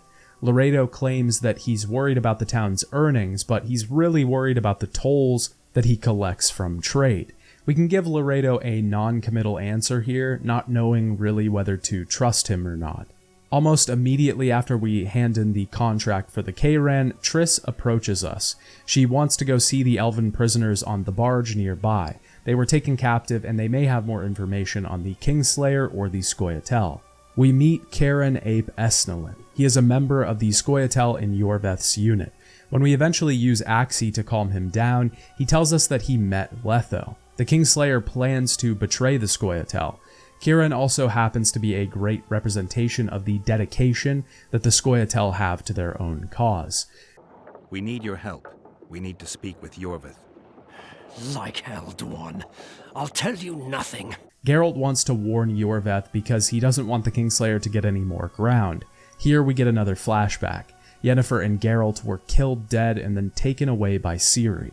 She disappeared, but in this disappearance, she gave them the Isle of Avallac'h. The Wild Hunt pursued them there, and they eventually took Yennefer. Geralt had to go on a journey to find her. Triss realizes that uncovering Geralt's memories may be at the center of solving this whole thing. While talking to the elf, he tells us that he met Letho nearby at the Roses of Remembrance. They are an incredibly rare flower that allows someone to recover their memories. Kind of convenient timing, huh? Triss thinks it's incredibly important that we go there, and she wants to tag along. We don't have to bring her, but if we do, it will slightly change the outcome. The journey is short, but once we find the roses, bandits begin trying to steal a nearby statue. We can kill them, but the ground caves in, leaving Geralt and Triss inside of some elven ruins. Of course, this being a Witcher fantasy tale, Geralt can manage to get some love in here. We don't have to, and it ends up being our choice, but if we don't do it, we will get a better magic resistance trait. Don't ask me why. Regardless, Triss uses this moment to talk to Geralt about his plan. She thinks that he should leave this whole thing behind and go on a quest to find his memories, to rescue Yennefer. Obviously, Geralt can't do this, for many reasons. One, his burden is too large to bear. He was supposed to protect Foltest. He failed that mission. That failure has caused a massive fallout that could affect not just the Northern Kingdoms, but the world. On top of that, he is implicated in the assassination. With his reputation ruined, he has a huge reason to want to find the Kingslayer. He needs to clear his name. If everyone genuinely believes that he killed Foltest, he'll never be able to run around freely. The other reason is because Letho is a Witcher. The assassin wasn't simply a random person or even a hired thug. He was one of his own kind, and Geralt can't just let that go. Triss knows this, of course. She's close to Geralt, but she still has to try. After this, we can talk to Zoltan to try and get a meeting with Iorveth. He needs to be warned about the incoming betrayal. Zoltan says that he's been taking work in town to polish gems for Sheila de Tanzerville. She's building some sort of magical contraption. Zoltan has some good connections, though, and he can take us to a meeting with Iorveth. We're led into a slight trap and are forced to kill an Arrakis. After this, we can talk to Yorveth and try and make him aware of what the Kingslayer is planning. If we make the wrong choices here, Geralt and Zoltan will meet an early end at the hands of the Scoia'tael. We learn a little bit more about the Scoia'tael's ideology here. Yorveth plans to attack Flotsam and doesn't care whether the non-humans inside will face death or displacement. He considers them human because they mingle with the Dwan. He doesn't care about Foltest either. He oppressed non-humans, and because of that, his death held a significant message. We can eventually get Yorveth to agree to set a trap for Letho, realizing that he's being used. We can take him to the Elven Ruins and pretend that we captured him. We find the Kingslayer here, waiting. Letho of Gullet, Kingslayer, is right in front of us, and he's willing to talk.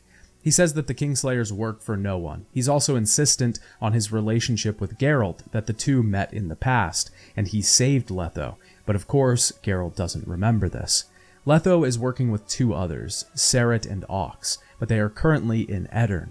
We then have to fight Letho, but before we do, Roche appears and attacks the Scoia'tael. Yorveth asks for his sword, and we have an important choice here. This is the beginning of us choosing our side in this war, the Scoia'tael with Yorveth or the Blue Stripes with Roche. This choice doesn't exactly affect which side we can choose later, but it will affect some things in town. If we give Yorveth his sword, he manages to escape this altercation. When we arrive back in town, the place has fallen into massacre. The non-humans are suffering in the village because Laredo has started a riot against them. Some are even killed. If we choose to side with Roche in this battle, then the town will be celebrating, as Yorveth is successfully captured. A few other things change as well, but we'll get to those when we get back to town. The biggest effect that this has is an environmental difference in the town when we return. Like I said, Flotsam is either burning or having a feast. This is one of the best ways that choice is represented in The Witcher 2, actually showing the change in the world rather than just in the story, and the characters that are present is something you can feel. You can see the choice, you can interact with the choice. It's all around you. Your choices follow you into the world, whether you like them or not.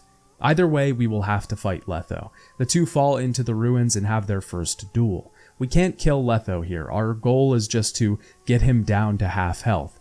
This fight is a bit better than the Kayran duel. We actually have to fight something that has more than just a few telegraphed attacks. The best thing about the fight is that Letho can use signs against us, since he is, or was, a Witcher. He will use the same attacks that Geralt uses. This makes it a pretty difficult battle, actually. We have to learn his attacks, defend against the things that he throws at us, and avoid the things coming our way. We can't attack him if he uses Quen. He can toss us down with Ard. It's a great fight, but it can be pretty tricky to get right. This does bring up something that I don't really like about Letho's design. Letho is ultimately presented as a bad version of Geralt. He's the mirror version of our main character, a Witcher but just working against us. Therefore, he becomes the antagonist. I'm not exactly sure why, but this is one of my least favorite tropes in story. Maybe it's because it exists in a well that the MCU has dipped back into over and over again, but it just really bugs me when I see it. It seems to be used quite often in sequels as well. It's a trope that's been around for a very long time, but it always seems like something that's just a little lazy and underbaked. When we win the battle against Letho, we actually lose. Letho defeats Geralt, and he tells us that he plans on getting Triss and using her to teleport him to Edirn. Geralt promises to track him down, and Roche shows up. He tells us about Yorveth's capture, and we have to head back to Flotsam. Laredo thanks us for getting rid of the Scoia'tael, and when we arrive at the inn, Dandelion is telling a story about Geralt. He has the key to Sheila's room, and apparently Triss went to meet the sorceress in her quarters. When we arrive, we find a bloody scene. It looks like someone broke in and there was a fight. Our only lead is a peephole that looks into the other room next door. Apparently the madam of the brothel was spying on the scene with one of her girls. We get a short flashback to Triss questioning a sorcerer by using Sheila's machine. The sorcerer's name is Deathmold. He is the advisor to Henselt, and Triss is trying to get information out of him. Sheila has convinced King Henselt that she can help him sire an heir and is working with him. We control Triss for a moment and can get some information out of Deathmold. The sorcerer can tell us that Henselt is currently trying to take the Pontar Valley from the Kingdom of Edirn. A female dragon slayer has risen up with a band of peasants and non-humans. After this slightly odd flashback, we can trace the blood trail from the inn into the forest. We find Cedric, who tried to help Triss escape from the inn. Letho managed to break in and take her away, wounding Cedric in the process. Letho forced Triss to teleport them away. Cedric tells Geralt that he needs to recover his memories to find the solution to this situation. He needs to get to Eddern to lift the curse to figure things out. Cedric then dies in the forests, and we have a choice. At this point, Roach is ready to set off and head to Eddern. The Scoia'tael are planning something. They want to free the non-human prisoners, and Roach wants to take on Laredo before they go. Now, this is the large splitting point of this chapter, and before we move on to the decision we have to make, the finale of this chapter, and Chapter 2 itself, we need to talk about a few things. First, the elephant in the room that we haven't talked about yet is the problem with The Witcher 2's story. I've purposefully left this point until now because it's probably become clear by now. The story of Witcher 2 is very confusing. This comes from a few very big issues with pacing and information.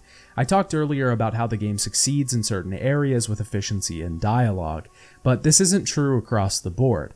Not every scene in the game gives us a clear idea of the characters involved, what we should feel in the moment, and a good concept of the world around us. Some of the scenes can be efficient, but some of them can drag on and dump information at us. The other side of that is that the game doesn't exactly tell us everything we need to know. If we dive deep on that scene with Foltest, it gives us a quick and good insight into the character that we're focusing on, but at the same time, it leaves us with a lot of questions for us to ask. Who is Shillard? What war is even going on here? What are we fighting for? In general, what the fuck is going on? If we're really paying attention and really searching for information, then we can generally get a good picture of what's happening. But even the central conflict isn't really laid out for us. It's never made exactly clear, and we have to seek out details. Generally, in most games, I think this is a pro. Forcing the player to look for clues, to find out what's going on, can be a good way of keeping the audience engaged, but that doesn't mean that it works across the board. For one, in a fantasy world where there are many characters and players on the board, we really need to know what's happening. It doesn't have to be spelled out to the point that it makes us feel stupid, but it should at least keep us in the know. The other reason that the confusion of the story is poorly paced in The Witcher 2 is because we have to make choices. Very important choices that will affect the entire course of our game. These choices are much better done when they are informed. A lot of the time it doesn't feel like we have the proper information at hand, that the information that we need was maybe delivered to us at some point, but maybe it was delivered in the wrong way. This creates a difficult scenario where we may be making choices just based on emotion, what we feel in the moment rather than thinking things through. This can work for things like timed choices, which are introduced in this entry. At that point, the game is just telling us it wants us to make a split decision rather than something thoughtful and informed. But saying all that, we still have to make a decision, and to understand this decision, we have to talk about a lot of the stuff leading up to this. First of all, let's examine each of the sides. The first choice we can make is Roach and the Blue Stripes. So what do we know about Roach so far?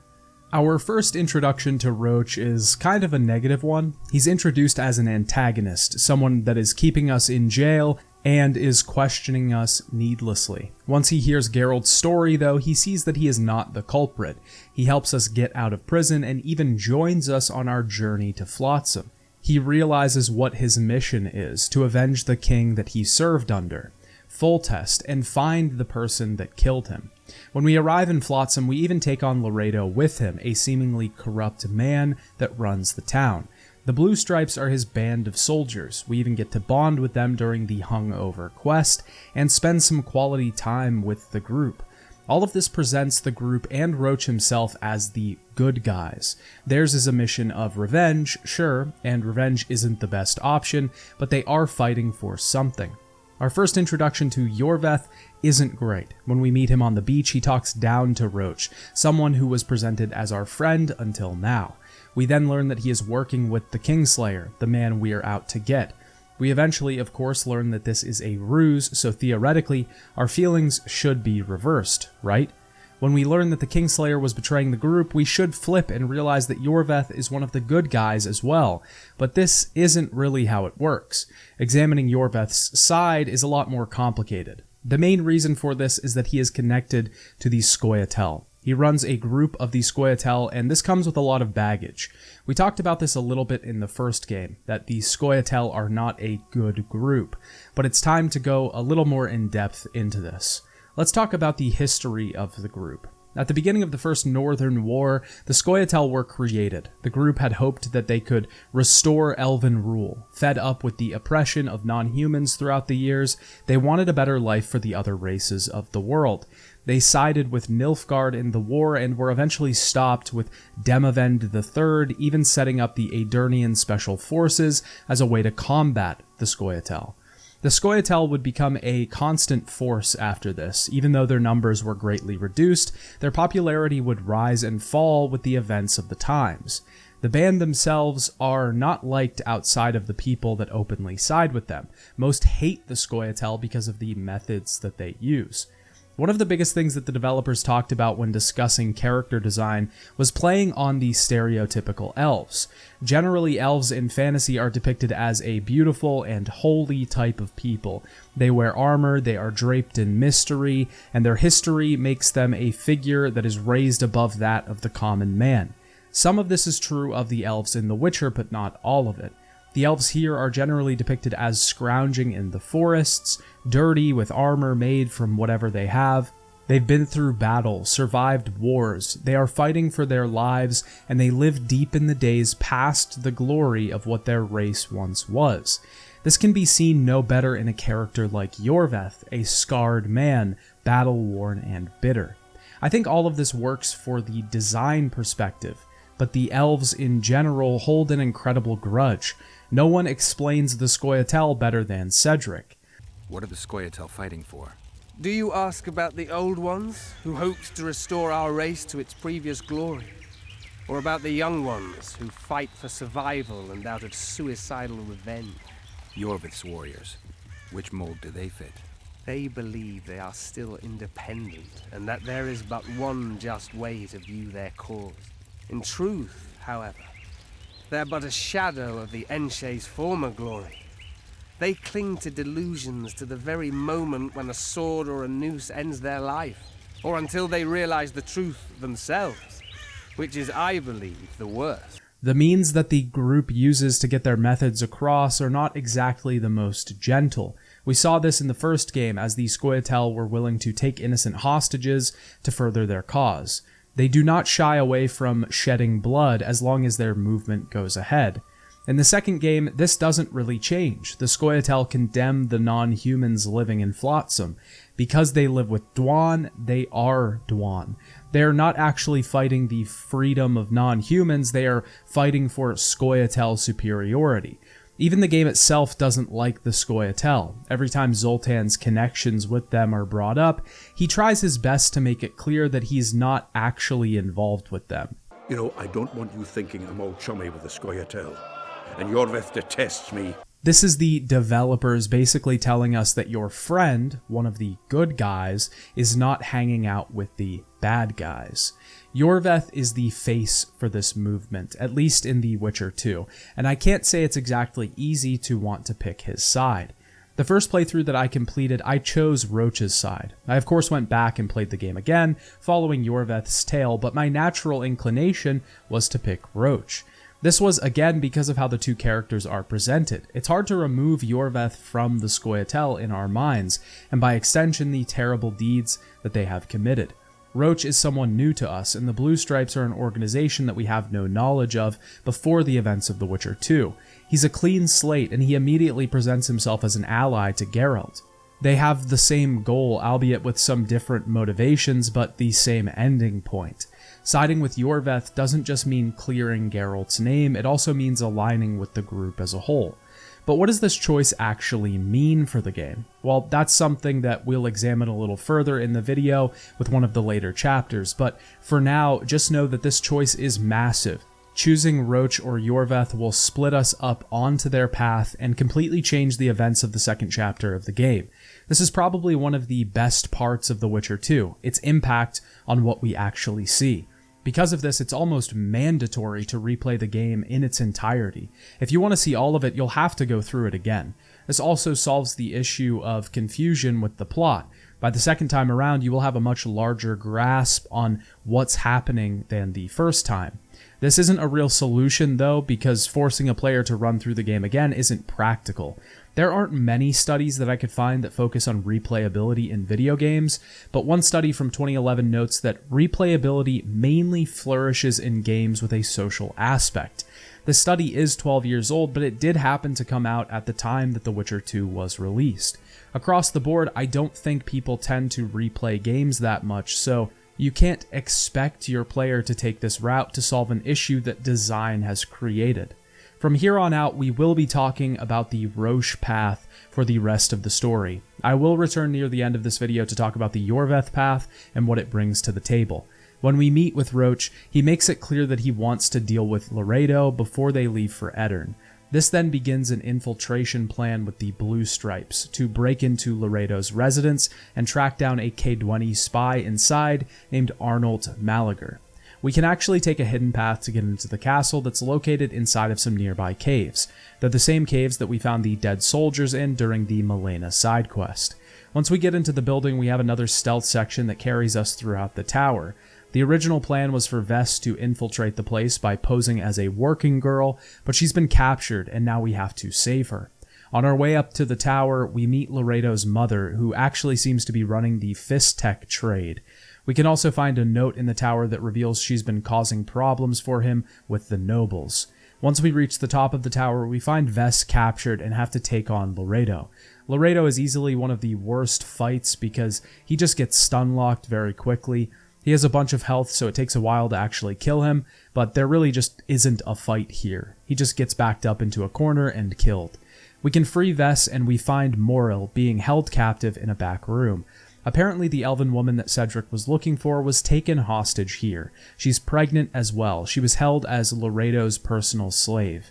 Vess helps her down the stairs, and at this moment, she begins to give birth.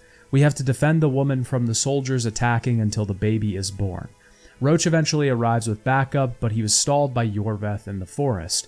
We get to play Roach here fighting off the elf, and it really puts Geralt's power into perspective. Playing a character that doesn't have all the Witcher's signs and abilities makes us realize how strong he really is. Once this is done, Moril takes her own life. Geralt then has the baby taken to Saharim in Lobenden. We see him on the shore as the group heads off to Addern. We then get another chapter end cap narrated by Dandelion. Chapter 1 in general is pretty good. I know I've criticized a lot in the chapter, but I'd like to talk about the things that it does right. The quest for the Kayran is something that I think fits The Witcher as a world and series very well. The main story is also very intriguing. At this point, we still wonder what Letho wants. What are his goals? Who is behind all this? There has to be a motivation somewhere that is causing him to kill kings. On top of that, the drama inside of Flotsam is interesting in its own right. Laredo is a corrupt character, a terribly evil one revealed by the end of the chapter, but figuring out exactly what he's doing and who he's working for makes for some good developments. The choices that we have to make along the way are also great, genuinely creating different paths for the players to travel on, and reflecting those choices in the world sets up a trust with the audience, one that allows them to believe that their choices will make a difference, that they are not for nothing. This allows the player to fully engage with the mechanic rather than passively engage with it. The side quests are also good for the most part. Some of them tie into the main story in a way that is so seamless that we can't be sure if they're meant to be optional. The disconnected tales can be very engaging as well and give us little adventures and mysteries to solve when we aren't dealing with the larger stuff. But a lot of those stories are also left up to our choices. Almost every action in this game puts the responsibility of choice on the player. There are some really good things here, and even though the pacing can be off in some places, and the general aura and the vibe of the game have definitely changed from the first entry, that doesn't mean that the team doesn't succeed in some ways. With that, let's move on to Addern and discuss the second chapter of the game.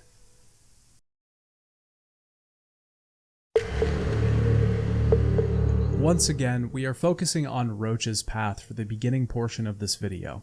We will get into a what if section later in the video, but for now, we play Henselt.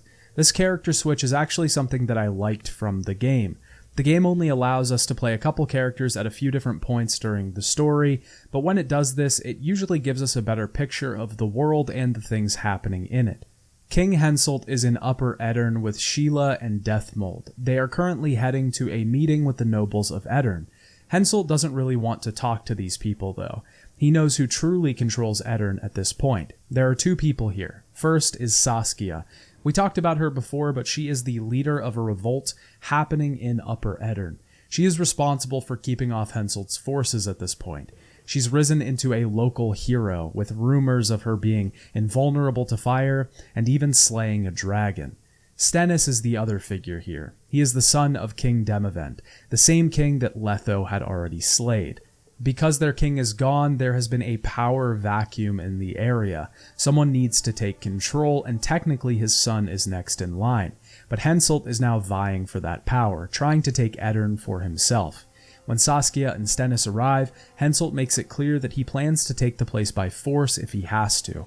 This invasion hasn't just begun, but it's been going on for quite some time now. We can talk to Saskia, and we have a couple different choices here. One of the choices is to have Henselt fight Saskia. This is what I chose, as Henselt seemed like the type of king that would want to represent himself in battle. When we do this, we obviously beat Saskia, and Henselt takes it pretty far, killing a nearby priest. This unleashes a curse on the area. We then switch back to Geralt and Roach as they arrive at the Kedwenny camp. They are turned away at the door, but Geralt feels like something is off. He quickly rushes away to find the site of the curse. We then arrive at the site and have to save Henselt and his crew from the spirits that were summoned. The soldiers on the battlefield have been transformed into drow gears, and we can fend them off. Once we do, Deathmold creates a magic barrier that will keep the soldiers at bay. We can follow the group back to the Kedwenny camp. Roach convinces the guard at the gate, Zivik, that Geralt isn't guilty of kingslaying. We have an audience with the king, but first Zivik shows us around the camp. It's probably about time that we talk about the Kedwenny camp, its surrounding areas, and the things that we get up to in this chapter. The main base of operations for this section of the game is the Kedwenny camp. This camp is run by Henselt. It's his physical operation into Eddern, to try and take some land left over after Demavend died. We are on the front lines of a war, or at least what used to be a war, until the curse arrived. In the camp, we get into all of the usual activities that we would expect. We can play dice poker with exceedingly better players until we beat the best. We can arm wrestle opponents until we are allowed to battle Adam Pangret, the man that the arm wrestler from the first chapter told us to seek out. We can beat him and be directed toward our final arm wrestler, the mighty Numa in Loch Moyne. We can also do boxing with the Blue Stripes camp members and eventually get challenged by one of the Kedwenny soldiers in the camp who has a grudge with Geralt. The new minigame sort of activity that's introduced, though, is the fighting arena. This begins when we stumble upon a quest near the inn. A man is having an argument with his son. We can talk to him to reveal that his son is planning on dueling Latand Avet. Henselt ordered and organized duels between the soldiers to raise morale and keep them occupied during their downtime. This is good in theory, but Latand Avet is a renowned dueler, and he seems to be fighting people under his skill level, preying upon them even. His father knows that he will lose this duel and doesn't want his son to die. We can try to talk his son out of it, but his head is set on this duel. The best option we have here is to convince him to let us take on the duelist with him. This turns the battle into a 2-on-2 face-off. Of course, we wipe the floor with these fools. Henselt is impressed with our skills and decides to let us compete in the arena battles. These battles overall are just one-on-one fights. Most of them are pretty easy in general. With our Witcher signs, bombs, and traps, they're no match against what we bring to the table. We can earn money for each battle though, and the final person we duel is actually Vess. She decides that there should be some female representation after we've wiped the floor with every single combatant. The funny thing is though, she's of course incredibly easier to beat than anybody else. We can visit Vess after this and get a little freaky with her in her tent. We can also get some more information from this quest for the main story, but before we get to that, let's go through the rest of the side quests. There's one small side quest that we first encounter when we hear soldiers crying out for their lost friend in the camp. This quickly becomes the most annoying thing that could happen because every time we walk through the camp, we hear these noises until we take action and actually complete the quest. Still looking for coins. What else am I to do? This mist's driving me crazy. Here, boy. We find out that the soldiers have lost their drunk friend named Odrin. We can locate him passed out in the sand just on the edge of camp. We can bring him back inside and round up his friends for a drink at the tavern. Having gained the drunken men's trusts, we can convince them to give us some more information on the king and the camp. Little Sisters begins when we find a man being harassed at the end of the camp. We find out that he is bullied by his fellow soldiers because he shit himself recently, but he has a good explanation. He was being haunted by specters. This has made him the laughingstock of the camp. He saw the specters on the beach, supposedly revisiting memories of his previous expedition with Henselt. Leva, the medic at the brothel, saved him so we can talk to her for some more information. She will tell us that near the place that she found Maverick, the belittled soldier, is a house that used to belong to a healer named Malgit. His children lived with him, but his children were killed and he is now dead. When we investigate this house, we can find some graves behind the home. One of their graves holds the solution to a puzzle inside of the cliff house. This will open a back door and reveal a coded note inside. This actually connects to another quest. We can take this note to Deathmold and try and have him decode it. He tells us it's a necromancy spell and offers to buy it off of us. We can keep it though and use it for something pretty special in the 3rd chapter. But to continue with the Cliff House quest, we can find a specter on the beach. The specter is looking for Maverick. The 3 girl children think that Maverick killed them. We have a few options here. We can get Maverick and bring him back to the beach and sacrifice him to the specters. This still will require us to fight a summoned demon. It's powerful, but will give us the schematic for one of the best swords in the game. Or we can take Maverick and confront him about what happened. If we believe him, then he will help us fight the 3 specters. But what actually happened here? Well, Maverick didn't kill the girls. Malgit was actually Maverick's father. In the past, his 3 sisters were assaulted by some soldiers. Malgit couldn't live with this and killed all 3 of them. When Maverick discovered this, the 2 of them fought and Malgit fell from the cliffs. This is basically the right option, saving Maverick, but the other option clearly has better rewards. Lost Lambs begins outside of the Kedweni camp when we find Zivik looking for 2 soldiers that have gone missing. We can find them over by an altar, something that will come back up in the story. When we try to leave, the group is attacked by Neckers, and we can fend them off to get these lost lambs back to camp. There is one more side quest that starts in the 2nd half of this chapter. This begins when we find a man alone in a hut. This was actually a DLC quest, but results in a pretty funny outcome. The man says that he has a contact that wants to buy harpy feathers. We can kill harpies nearby and collect a lot of them. He keeps requesting more over and over, but eventually we can return to the cabin to find that he has been using the feathers to create a chicken suit. This results in a pretty funny but ultimately awkward conversation between him and Geralt. I don't need this feather. Please take it. Pretty warm for this time of year.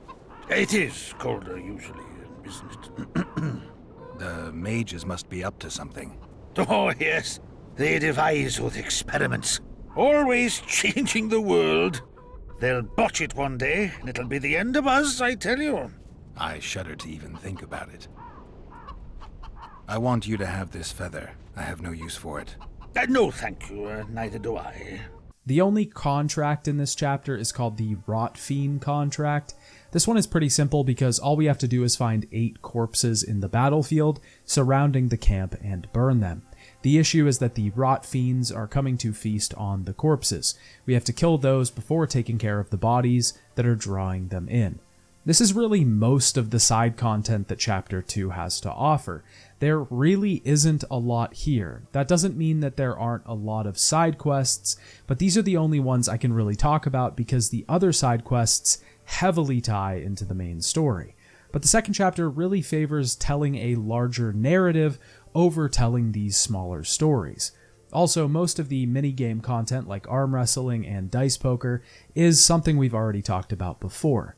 The Cadwenny camp itself has a pretty simple layout. The center of the camp holds the fighting arena, and the soldiers' tents lie off to the side. The tavern has the contract board, dice poker, and some merchants. Up the hill we can find the leaders of this camp. Sheila, the sorceress from the last chapter, is here, as well as Deathmold, the advisor to the king.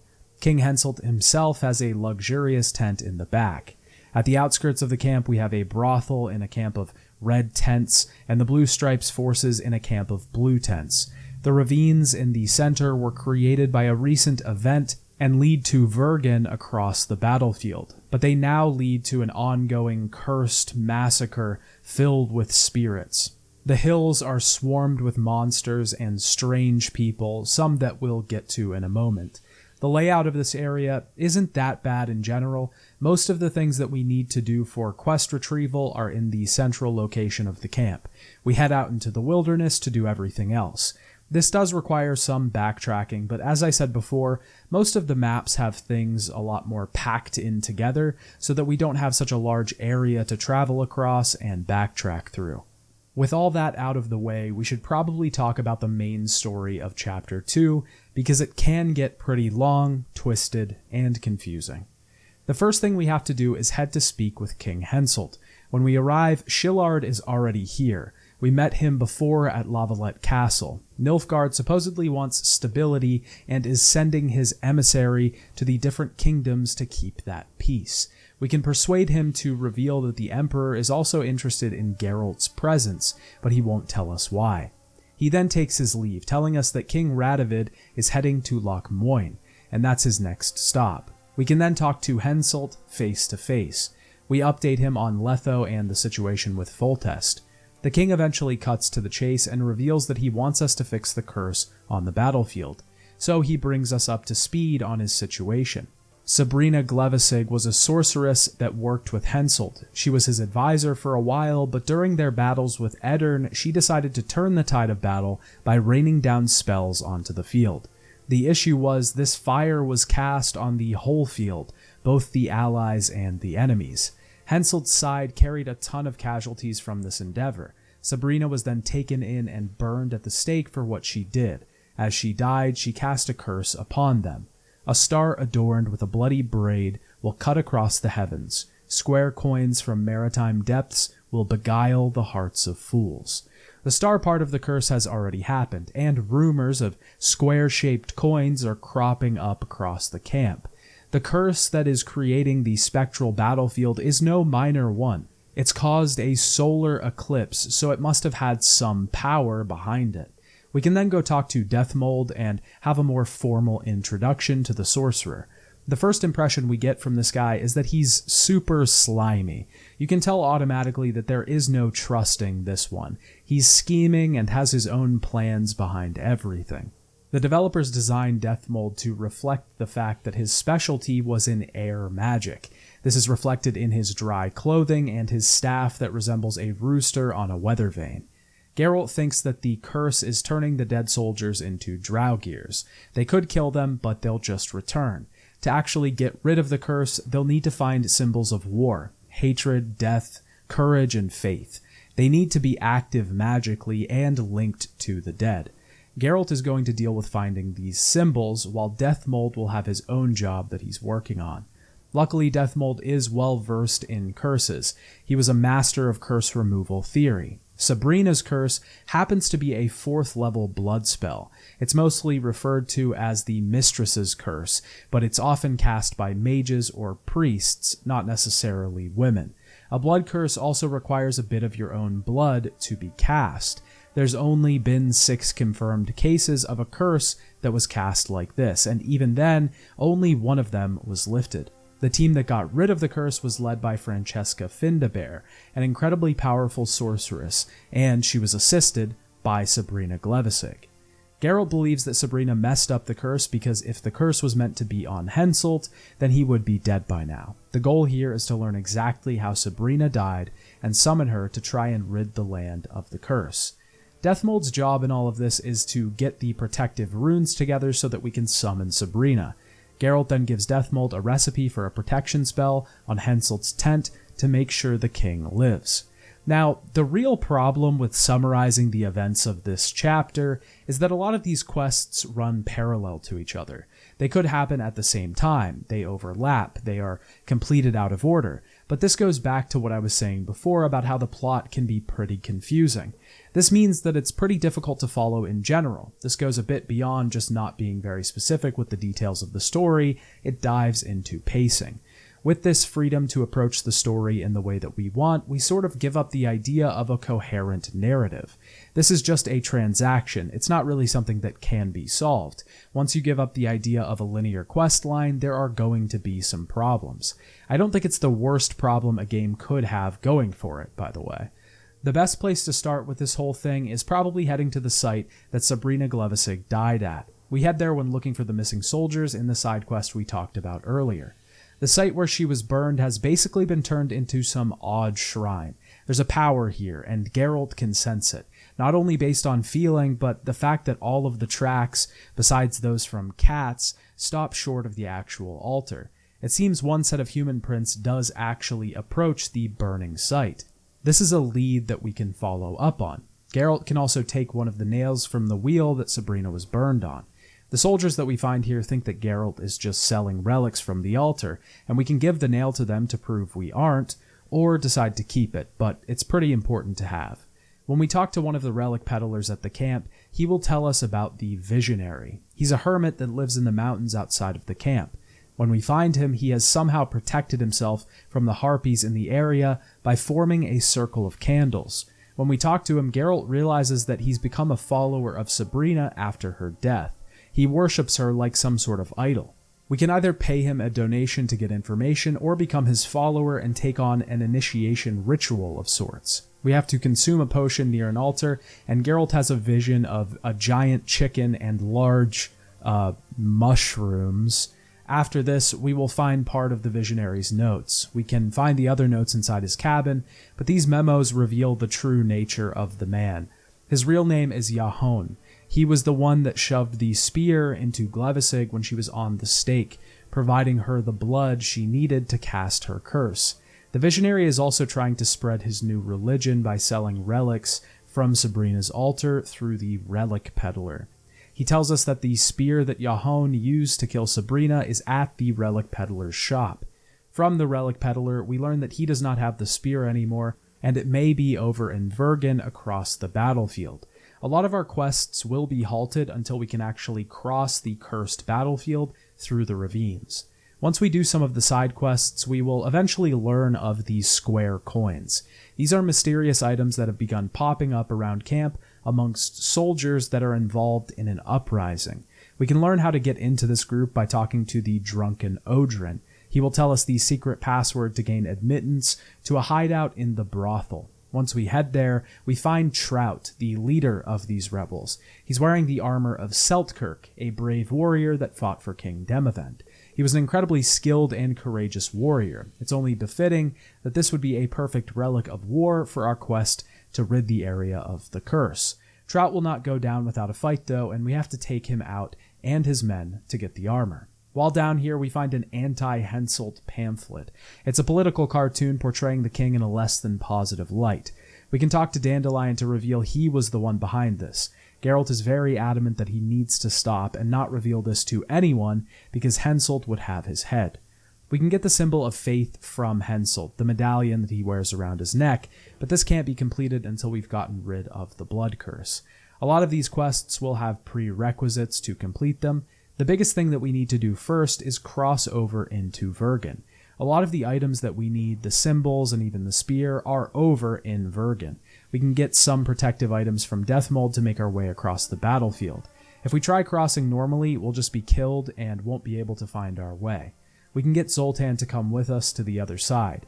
Once we have the required materials, we can use our Witcher sense to have a purple orb guide us to Vergen. Once we get there, we're almost immediately accosted by the Scoia'tael. We can convince them to let us into the city, and we have a whole other, albeit smaller, area to explore.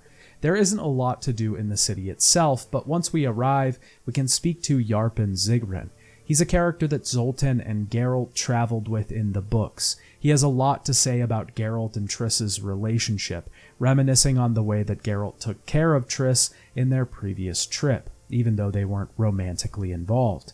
Yarpen will give us some good information. He has an inn on Saskia and can send Zoltan off to try and convince her to give us one of her symbols of war. He will also direct us towards the Dun Banner, the symbol of death that we need. It's hidden in a nearby crypt that holds fallen soldiers. While looking for the banner, we can find notes on the Wild Hunt. The Wild Hunt is a pretty important character in this story, especially this chapter, but we'll talk about them in a bit. Just note that there is a lot of scattered information about the group across the game. We eventually find a ghost in the crypt and can convince him to give us the Dun Banner, but only if we are wearing Dun Banner armor, or if we answer his trivia questions. If not, he will attack us and we have to fight him for it. Either way, once we obtain it, we have secured the symbol that we need for death symbolized. To get our weapon of hatred, we need the commander's sword from Saskia. We have to meet up with her and Zoltan, but can only get there by traveling through some dark and dangerous tunnels. The place is dark enough that we need to use a cat potion to see, and there are hordes of enemies here that can make it pretty hard to pass through. Back in the city of Vergen, we can find the spearhead that killed Sabrina by playing someone in dice poker. There are a lot of plot points in this game that revolve around someone losing an object of very large importance in a game of dice poker.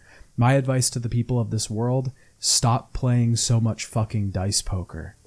When we head back to the other side, we can find that Nilfgaardian soldiers attacked the Blue Stripes while we were gone. Shillard has taken Triss to Loch Moyne, and they're headed off on a ship. Triss was on the other side of the battlefield in Vergen, but they already got to her. This was a sort of secondary mission that we had as well, to find out what happened to Triss. We could talk to some people, in particular Yarpen Zigrin, but now she's gone. At this point, we should have the required materials to stop Sabrina's curse. We can talk to Henselt and head to the site that Sabrina was killed at. We have to help Henselt draw the ritual symbol that Deathmold gave us. We give him orders from a cliff overlooking the site and draw the signs in salt. We then have to defend Henselt from the wraiths encroaching the circle. Once the ritual is complete, we head back to Henselt's tent to talk about a job well done. But a messenger from Redania shows up. He provides information on Ada, Foltest's daughter, who in our playthrough is married to Radovid. It's clear that Henselt doesn't want Temeria to be inherited by blood. This conversation is cut short though as the king is attacked. 2 assassins have shown up and we have to take them down. We are helped by Sheila before the battle can be finished, and we realize that these are the other 2 witchers that Letha was working with. One of them manages to get away, though wounded. The necromancy that was foreshadowed earlier is now being discussed seriously. Henselt doesn't care that necromancy is illegal. He wants to bring back one of the assassins to obtain their memories and see where they're coming from. We have to work with Deathmold to concoct a potion to see into the dead man's mind. Once we do, we play as one of the Kingslayers, making their way back to their hideout. They had a conversation with Letho. They reveal that Geralt is one of their main concerns. They need to get rid of Henselt, but Letho is heading to Loch Moyne. After this, since we have their location, we can head to the Kingslayer's hideout. Here, we find the other assassin that escaped, dying of his wounds. He says that they were trying to free the world of the Wild Hunt. Geralt then has a flashback to the ravine of the Hydra and multiple locations that Geralt passed through trying to track the hunt. He followed them for a while but could not find Yennefer. After the flashback, we can look at Sereth's notes that were left on his body. He mostly talks about Geralt and his thoughts on the Witcher. This clearly shows the difference between Geralt and the other Witchers. This sets him up as special, someone above the rest. With this, now that Sabrina has been summoned, we can finally remove the curse from the battlefield. This is the climax of this chapter. We have to complete the ritual of recreating the battle that caused all this mess. We head out onto the battlefield, and Geralt is possessed by different soldiers that fought in the battle. We effectively get to see what happened, with lines moving, soldiers rushing to warn their commanders, and eventually Sabrina casting the spell that caused her to be burned at the stake. We play as different soldiers and are eventually in control of Seltkirk, the valiant and brave warrior that fought for Cadwyn. We have a final boss, a massive Draugr that can be kind of a pain to fight. At this point in the game, we can be pretty overpowered, especially if we've been doing everything we can to level up and get better gear, but his attacks, especially calling down a hail of fire onto the battlefield, can be tricky to maneuver around. As long as we can attack him from behind, though, his health will be drained pretty quickly. After this, we get another flashback.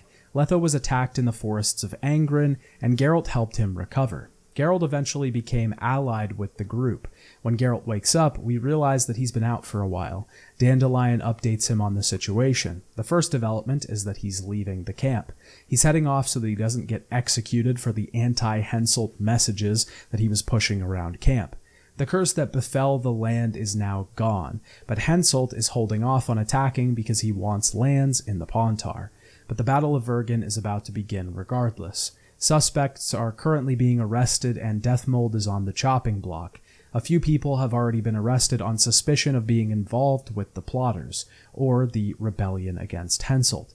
Nearby, we can find who is really behind the plotters. It's Roach himself.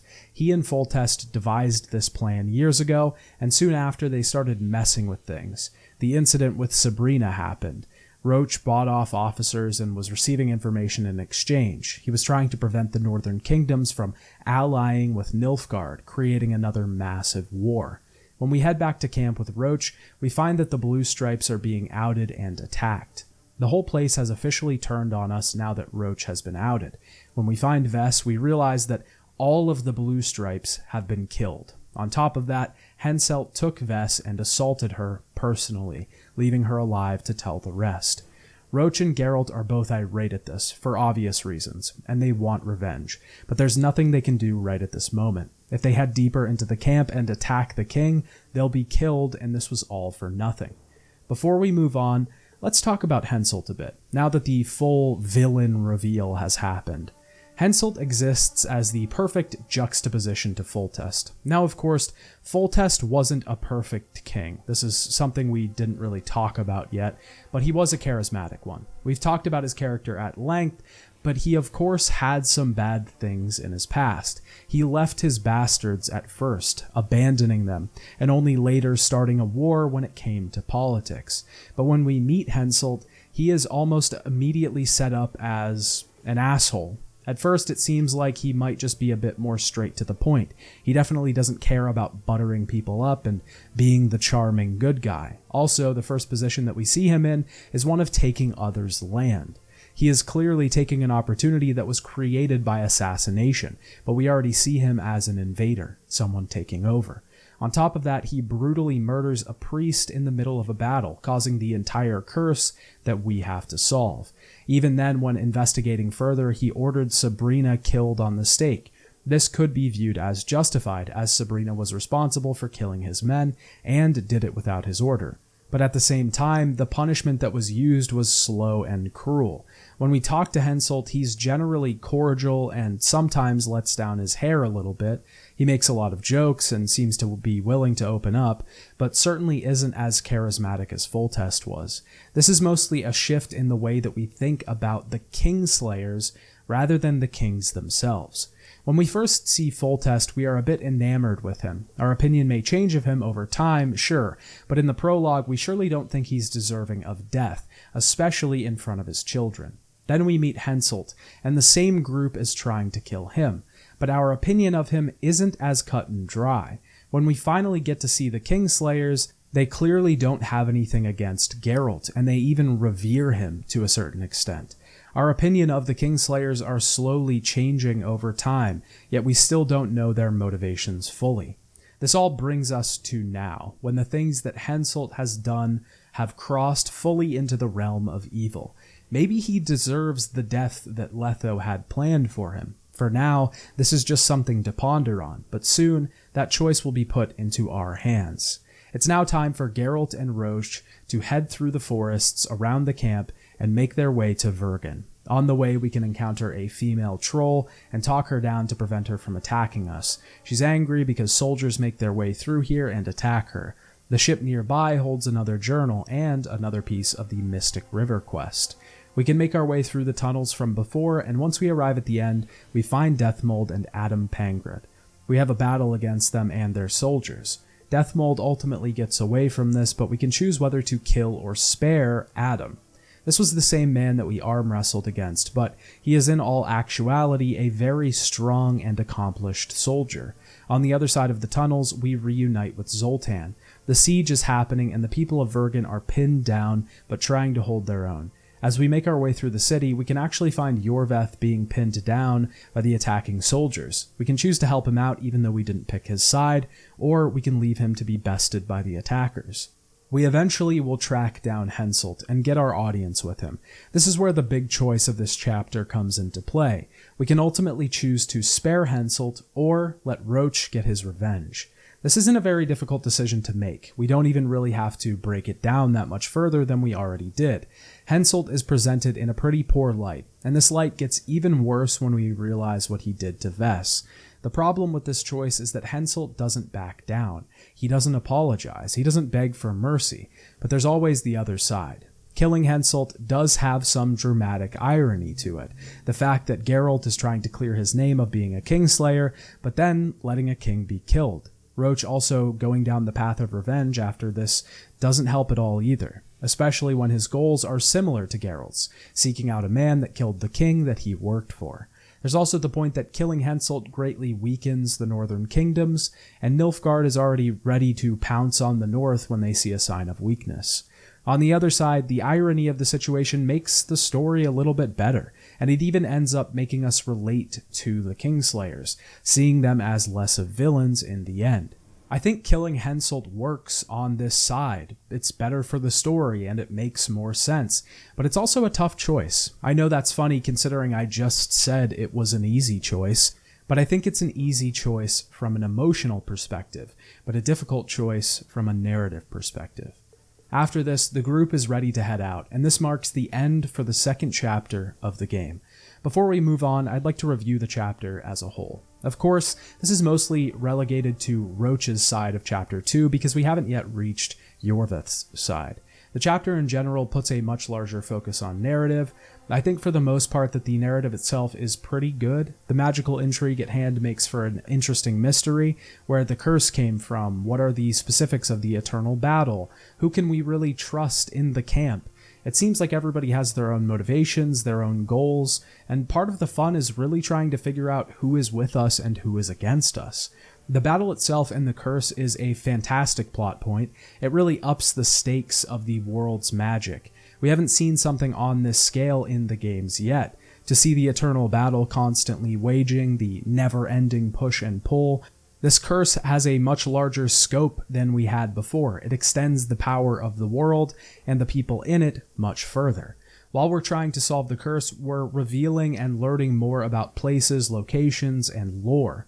Widening the world, expanding the magic system, it all changes in Chapter 2. It's also worth pointing out how different the second chapter is to the first.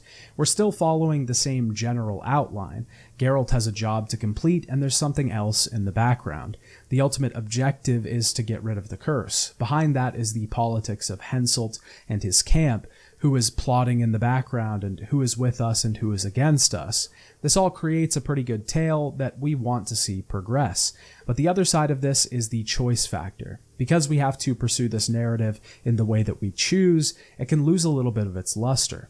We of course also have the same issue as before, that the story can be just difficult to follow without the other half. There's a bunch of pieces to this puzzle that we're missing, and we won't get the full picture until we see the other side. The chapter also lacks in side content because so much of it is tied to the main story, but I feel like most of the first game's chapters had this as well. The difference was that it didn't feel like we were getting too little or too much of either. Overall, Chapter 2 is a bit of a mess. It's great and intriguing, but can also be really odd and unevenly paced at certain parts. I do like going to Vergen and diving through crypts, but I don't like not really understanding what's going on. With that, we head off to Chapter 3. The group sails to Loch Moyne to reach the finale of this entry.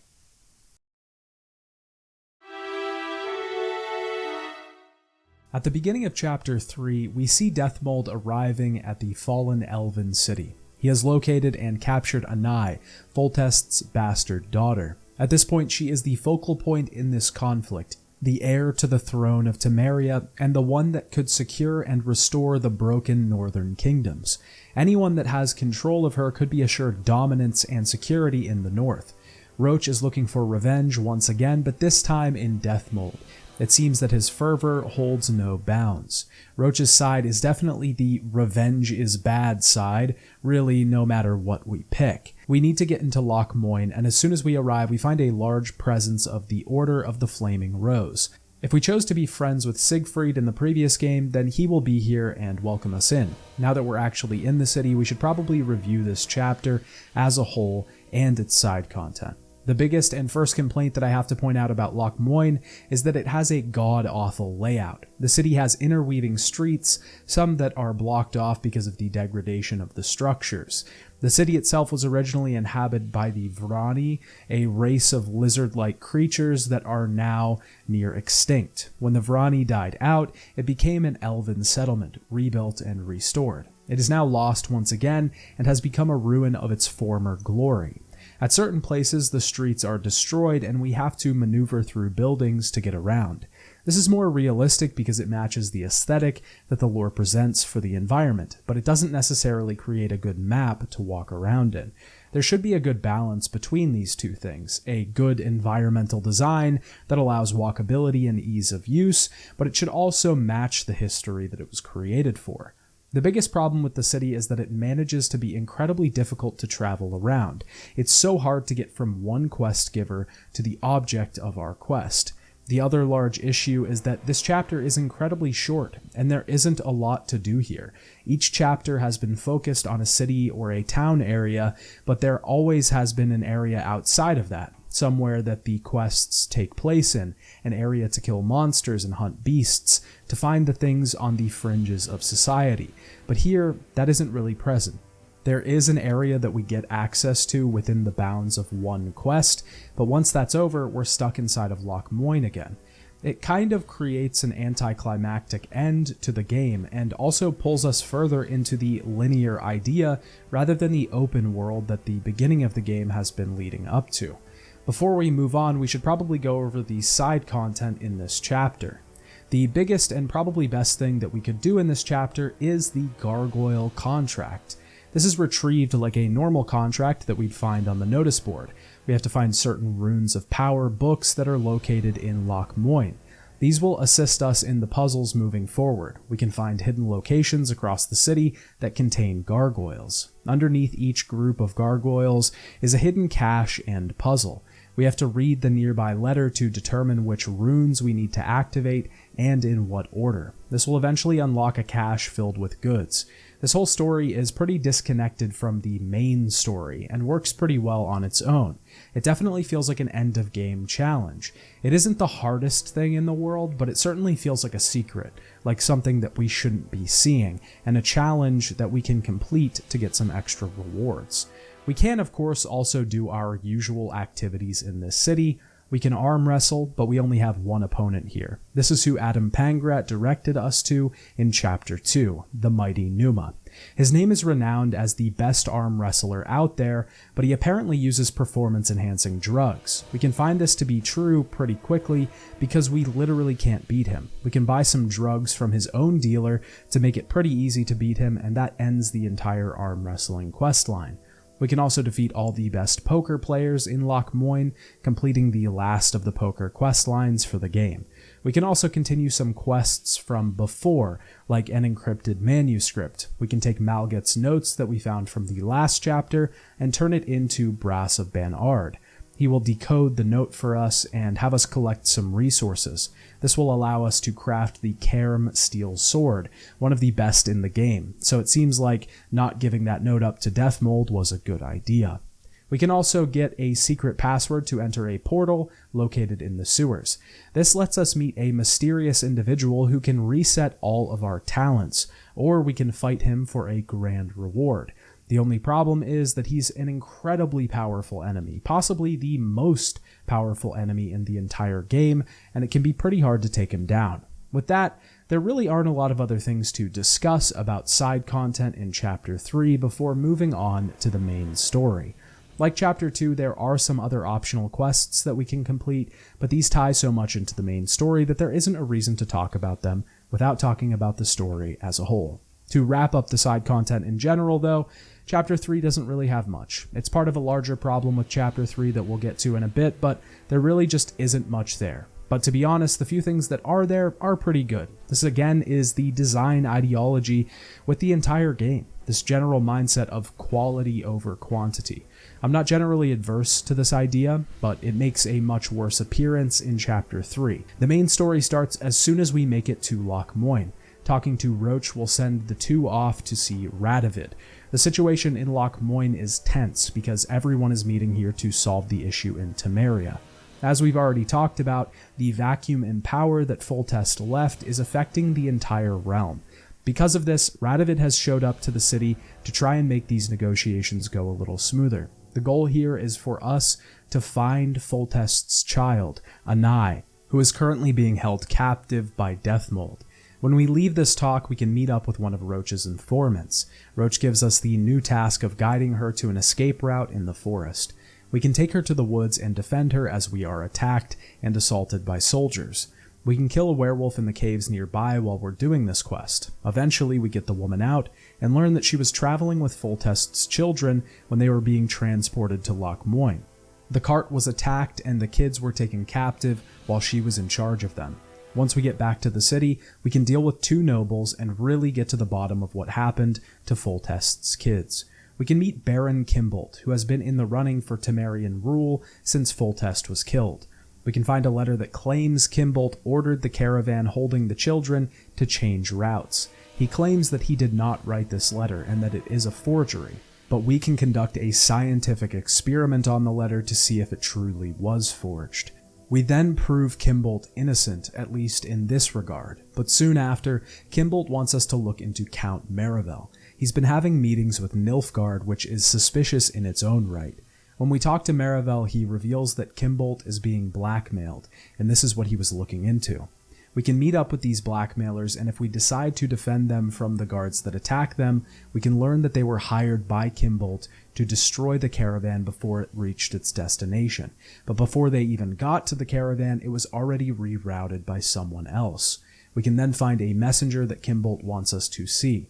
He tells us to follow a mage, and we can take out the sorcerer. We can find a message on the body of the spellcaster, which tells us that Kimbolt was already conspiring to have Foltest's daughter handed off to Deathmold. In short, because this is very complicated, both of these men are guilty of conspiring against Foltest's children. We can turn them into John Natalis to have them properly tried. After this, we can have another pretty big choice to make. We can decide to either continue helping Roach and trying to save Anai, Foltest's daughter and the heir to the throne, or we can go and try to save Triss. This choice is that large because the other side will be neglected in the aftermath. Either we leave Roach and Anai in the dust, or we leave Triss as a captive. Now, that doesn't mean that either side will die or will be gone forever, but they will surely look down upon us. Siding with Triss makes sense. She was captured from the beginning, and tracking her down was part of our original quest back in Chapter 1. She was stolen by Letho and was assumingly made a part of a scheme that didn't even involve her. On top of that, she has information on the sorceresses behind all of this that could be incredibly useful to us in the upcoming council. Siding with Roach also makes sense. At this point, on Roach's side, we've been with him through the entire story. We've had his back this entire time, and he's had ours. The end of his quest only results in saving Anai from those that would try to use her for political means. This also ties up the story nicely, with Foltest's death beginning the tale and saving his daughter ending it. At the end of the day, though, we have to make a choice, and the choice I made was to save Triss. This choice was a bit more personal, but it ends up being about Geralt in the end. Geralt is the only person that we'll spend the entire trilogy with. Most of the time, we're playing as Geralt, we're following him, and at the end of the day, these games are about him. His personal relationships are what is going to persist at the end of the day. When we head to save her, we have to make it through a horde of Nilfgaardian soldiers. When we find her, she tells us about everything that happened. She was shrunken by Philippa Eilhart, a character that we'll talk about a lot more when we visit the Yorveth side of this whole situation. Triss was a member of the Lodge of Sorceresses, but wasn't in the know. She was left out of the higher conspiratorial stuff. They were ultimately using Triss to try and get to Geralt because they all fear him. They were feeding him lies by using Triss. Sheila originally hired Letho to take out Demavend because they wanted to overthrow him. Triss decides to be involved in the final council, revealing everything she knows about the sorceresses and their plans. When we head to the final council, this is all revealed. The council is outed, and the magic users are to be persecuted. Before Sheila can be apprehended, she summons her dragon, and we have to fight it. This is the sort of final boss battle of the game.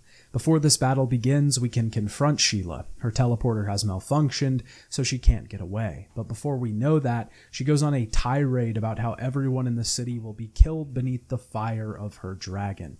We can choose to help her with the malfunction or let her be torn apart. At this point, she had made too many choices along the way against us to be delivered with any sort of mercy. As we begin the final boss battle, we immediately realize that it's pretty rough. We will travel through a tower and eventually confront the dragon on top of that tower. The dragon moves around the lip of the building and attacks us with fire and lunges at us.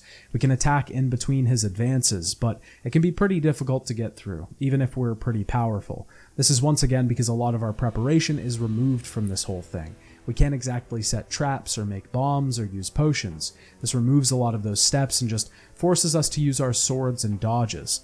Once we take down the dragon, the whole thing is finished with a QTE sequence. Geralt takes down the dragon in the woods, and we have to decide whether we want to kill it or not. I personally left it to its own devices. This was mostly because of the rule that was drilled into my brain from reading the Witcher books. In those stories, Witchers don't kill dragons. On top of that, the dragon was being controlled by someone. It wasn't doing any of this out of its own volition, so I let it go. After this, we enter the very short but informative epilogue of The Witcher 2. Chapter 3 as a whole is pretty rough in general. It's probably the weakest part of the game for me, pacing-wise. The chapter just goes so incredibly fast, especially compared to the second and first chapter. It all just feels so rushed, like the team just wanted to get the story over with. I understand that a lot of choices had to be wrapped up here, and there were cascading issues that started from the beginning of the game, but in the end it becomes this pretty forgettable experience. When I think back upon my experiences with the game, I don't really think about Loch Moyne. I mostly think about Flotsam and Vergen and the Caedwynne camp. Those are where most of the highlight experiences lie, not in Loch Moyne. It's just too quick for us to really reflect on what happened.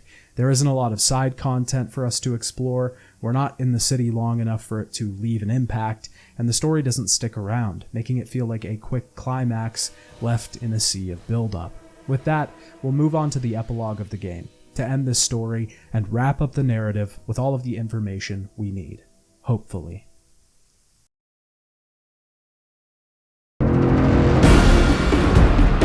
When we begin the epilogue, we arrive back in the city after the fallout with the dragon. In my playthrough, the sorceresses and mages were being hunted down in the city. We find Triss soon after arriving. We can then encounter the other side that we didn't pick in our last choice. If we picked Triss, then Roche will be here, trying desperately to save Anai, and if we choose Roche, then Triss will be here. Roche decides to take care of Anai and make sure she gets somewhere safe. He doesn't trust anybody to do it for him. We finally meet Letho in the center of town. This is the final confrontation with the antagonist that we've been building up to. This conversation will tie up a lot of things from the game. A lot of storylines, a lot of motivations will be laid out, and of course, Geralt's story should be resolved. Before we do this though, he wants to take a drink. So Geralt has one with his rival. His memories are jogged, and we see another flashback. We see that the Kingslayers helped Geralt try to track Yennefer down. In the end, Geralt had to strike a deal. He offered his soul for Yennefer's, and she was allowed to go free. Letho then updates Geralt on what happened after this. The Witchers took Yennefer and tried to keep her out of trouble. This was easier said than done because they ended up in Nilfgaard. This isn't a good place to be for a sorceress. She kept getting the group into trouble, and eventually they ran out of luck. The Imperial Secret Police captured them. The Emperor wanted Letho because he had a job for him. He wanted him to take out the Northern Kings, to weaken them and ready them for an invasion. But why did Letho do all of this? Well, he was promised that the School of the Viper would be restored. We haven't really touched on this aspect of Witcher culture yet, but there are more schools out there than just the School of the Wolf, the one that Geralt belongs to. The School of the Viper has fallen into disarray. They also aren't treated like Witchers in the North. Sure, here they're looked down upon and often neglected, but in Nilfgaard, Witchers aren't even allowed to enter towns. The school is completely lost, and the Nilfgaardian Witchers have no place to return to. Letho did all of this so he could bring his school back to its former glory, and so that the Witchers that he knows out there, the ones currently on the path, would have somewhere to return to. This was the reason that he did what he did. He used everyone he could along the way. He used the Lodge to make it easier to kill Demavend, and he used Yorveth, but quickly realized that he was too smart for his own good. He convinced all of these people that helping him would give them more power in the north, but he was really weakening the north for a Nilfgaardian invasion. In this same conversation, Letho gives us a lot of information on the Wild Hunt, or at least lets us tell him the information that we've learned. The School of the Viper is probably the most knowledgeable group on the subject because they learn about the hunt when they are children. We learned some information here both from Letho and Geralt himself, but they are correct about a few things. First of all, that the Wild Hunt is a spectral procession of wraiths from another world. Rumor is that they are elves, which is true, but they come from somewhere else. We will get a lot deeper into the Wild Hunt, Ciri, and Yennefer in the next game because they're all heavily featured in that entry. But at the end of the day, we have to make one final choice. Do we want to fight and kill Letho here and now, or do we want to let him go, to head back to Nilfgaard and his School of the Viper? Of course, this choice is going to be heavily colored by the decisions that we've already made along the way. If we let Roche kill Henselt, then we've already lessened the antagonist role that the Kingslayers took. We definitely can't take the moral high ground here and say that we are somehow able to judge who is deserving of death when someone else isn't. That just isn't the way that it works. Also, it just makes for a much better narrative. We don't necessarily need another big boss battle here. We just fought a literal dragon. Letting Letho go is what my tale, at least, was building up to. The choices that I made and the path that I took was always building up to subverting the idea of Letho as a villain. Now, on the other side of that, if we spared Henselt, if we spared Adam Pangrat, if we spared Sheila, then taking out Letho might make sense. This was our goal, and killing him gets the revenge that we wanted from Foltest, but it also goes against the sparing trend that we went throughout the game. We can subvert the ending by not killing Letho, or we can go with the trend. If we killed everyone, then we can kill Letho to keep things in line, or let him go to subvert the killing. Or there can be some middle path in there, where we kill certain people and let others live, and at that point it's up to us to decide whether Letho should live or not. There's a part of me that wants to like Letho, but I also understand that he really is guilty of everything. Just because he's confident in how guilty he is doesn't mean that he should be absolved. On the other side of that, the fact that he owns up to everything and isn't asking for forgiveness makes us want to like him. Someone that can stand beside their actions and face the music is commendable, even if they were trying to assassinate all of the Northern Kings for Nilfgaard. At the end of the day, from Geralt's perspective, he doesn't have any stake in the Northern Kingdoms. He was really trying to get his memories back at the end of the day. He knows where Yennefer is now, and he needs to find her. Why should he care about what kings live or die? What happens to the rulers at the top of the chain? Honestly, I chose to let Letho live in my Roach playthrough. Part of this was genuinely not wanting to kill him, and the other part was the fact that he shows up in Witcher 3, and if we kill him now, then he won't be there. I don't really think Letho stands up as a villain against Jock from the first game. Sure, he has his strengths, but the bar was really raised high with that game in terms of an antagonist. Letho doesn't feel that different or unique. He definitely makes us ask some questions that we wouldn't have normally, and he does raise some interesting moral quandaries, but he has a little too much in similarity with Geralt himself. For a large portion of the game, he really just comes off as an evil Geralt.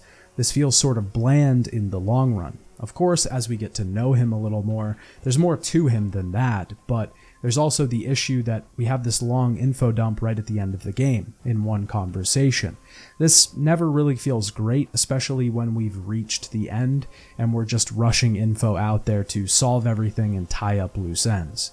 After this, Geralt opens the gates to the city and inspects a ladybug that lands on his hand.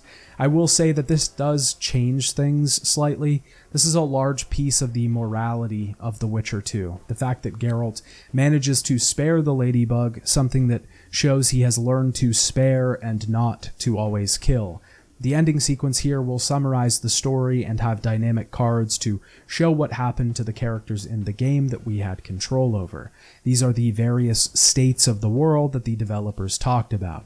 Once the credits are over, we see a working man transporting lumber across a bridge, but he is overrun by approaching soldiers. As he looks over the hill, he sees that Nilfgaard has officially begun their invasion, setting up the next entry in the story. Now, before we can really talk about this game as a whole, what it does right and what it does wrong, and the places that are left in the middle, we need to talk about the other side of things, because there is a massive part of the game that we didn't see while we were adventuring on Roach's side.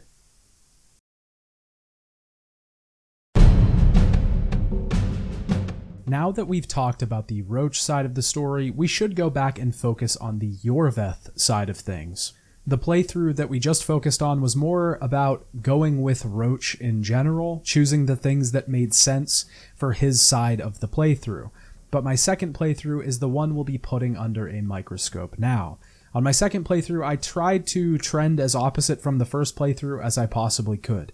In most of the choices, I picked the opposite option or dialogue choice from my Roach playthrough. This was to both create a diversity in playthroughs and to try and see all of the options from the quests. I do just want to note though that 2 playthroughs of this game does not allow you to see everything in the game. It really doesn't even allow you to see 95%. 2 playthroughs of the game is kind of required, and if you want to see everything, you need to play the game at least 3 or 4 times. This section of the video will focus on the other path that we could take in general though. Of course, this video was never meant to be a comprehensive in the matter of choice. It will never cover every single outcome and choice that we're faced with, just the important outcomes.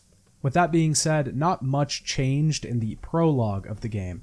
This time around, I was a little more direct with Roach, but in the flashbacks, I forced Aryan Lavalette to lay down his sword and survive the battle. I also rescued him from the siege, and he blew up the castle in his escape. When I headed into Chapter 1 is when the real differences started popping up. I tried to make different choices in the side quests as well. I didn't out the herb vendor, I killed the troll for not repairing the bridge, and I chased down Melina to the waterfall.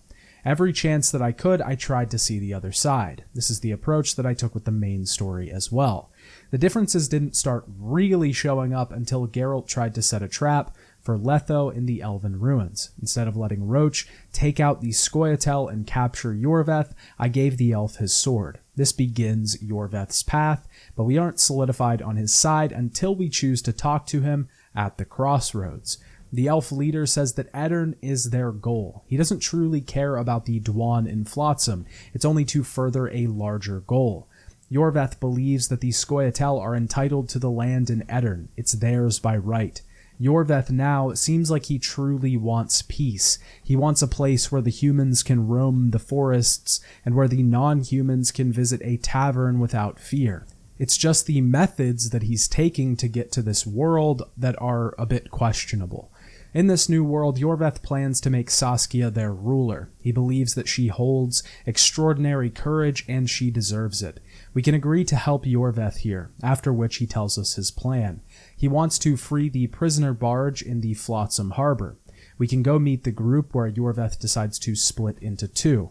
Geralt and some of the Scoia'tael will head to the harbor, and Yorveth will attack with a team downriver. As we reach the cliffs, we see Roach has already begun to flee the city. We can then take the Scoia'tael to the wharf, where we see a massive battle has begun. Yorveth has given the order for the Scoia'tael to strike, and we have to help out. As we sail out of Flotsam, Laredo has taken the elven women in the town captive. Geralt decides to save the women as Yorveth is ready to let them burn. We have a choice here, to either save the elven women or hunt down Laredo. This is a very similar choice to the Crypt quest in Witcher 1. I chose to save the women because I had already killed Laredo in the Roach playthrough. Yorveth thinks that Laredo will be hunted down by the local folk anyways, but in the time that we were on the dock, Yorveth was fighting Roach, the opposite side of what we saw on the Blue Stripes path. Geralt and Yorveth then sail off to Vergen, and we officially start Chapter 2 of Yorveth's side of this story. This is where the real changes begin to come into play. Chapter 2 is wildly different based on the choice that you make at the end of Chapter 1. Instead of spending our time in Henselt's Caedwene camp, we'll spend our time in Vergen, the city that laid on the other side of the battlefield in Roach's playthrough. Before that, we see a different side of the intro to this chapter. Instead of playing as Henselt, we play as Stennis, the prince to the kingdom of Aedirn. We have a lot of similar options here. We can fight Henselt in a multitude of ways, but my result was the same. Henselt still killed a priest and invoked the curse on the battlefield. But on this side, since we are playing Stennis in a part with Saskia, they seem to be the ones approaching negotiations. There's a bit more from them as the aggressors in this situation, and clearly this is to make us relate more to the characters that will be around for the course of this chapter. They don't matter as much on Roach's side because they won't be the focus for our narrative. Once the curse is released, Geralt and Dandelion receive a warm welcome outside of Vergen, courtesy of Yarp and Zigrin. Geralt realizes that something is afoot as he notices the curse off in the distance. We help this group just as we helped Henselt. This time, though, Deathmold doesn't create the barrier that fends off the oncoming spirits. We're led by Philippa Eilhart, and we're traveling to Vergen with Saskia and Yorveth. When we arrive outside Vergen, Yarpen greets us. Eilhart is a little weary of us at first, mostly because this group seeks to protect Saskia at all costs. She was wounded in the battle, but claims that she is okay. She calls a meeting with the council members to try and find a solution to the curse on the battlefield. We get a short tour of Vergen and are taken to our room at the inn. Before we move on, we should probably talk a bit about Vergen and its side content, as it does differentiate from the Chapter 2 that we experienced before. We arrive in Vergen on Roach's side after crossing the battlefield, but we don't see much of the city. On Yorveth's side, we have free reign to travel throughout the place. We can of course do the usual side activities like dice poker, arm wrestling, and fighting, but we also have some new side quests available to us. We can take a quest to seal some tunnels in the mines underneath Vergen to get rid of the monsters that are inhabiting the place. It's caused big problems for the people of the city because the mine is integral to the city's function. We can take on 2 contracts. One is to destroy harpy nests in the quarry, and another to destroy the harpy queen while collecting an item for a main story quest. We can investigate some killings that have been happening near Vergen as well. This quest is given to us by an elf outside of the inn. When we investigate the bodies, Geralt learns that sulfur is present, and this usually means that a succubus is to blame. We can also find one of Dandelion's poems on the bodies. We can then talk to and use Dandelion to lure the beast out with his poetry. When we talk to the woman, she claims that she didn't kill the men, and that because her spell causes men to become very loyal to her, the one killing people is jealous of her suitors. The real culprit of the murders is the elf that gave us the quest. We have the choice to side with the succubus or the elf. I, of course, sided with the succubus. We can tell Yorveth about his guilt, and the elf will attack us outside of the city after he tries to flee Vergen. The succubus will give us a love reward for siding with her. The funny thing about this is that after we're done, Geralt is in a sort of drunken state because of her spell. We can also take on some repeat quests once we cross over to the Caedwene side. I do like the side content here, and I think it mirrors what we are offered on the other side of this second chapter. There isn't a lot, but what is here can be pretty good. Possibly my favorite thing about this is just how much difference it shows us from the other playthrough. We will see this a lot with the main story, but it exists even in the side quests. They don't just use the same quests or even the same contracts. The side activities that we get to do are entirely focused on the place that we're in. There's even a difference in the very small boxing quest in Cadwin. When we beat the blue stripes, a man approaches us to get us off the tail of the square coin holders. He is our final boxing match for the second chapter, and he reappears in the third chapter to fight us again.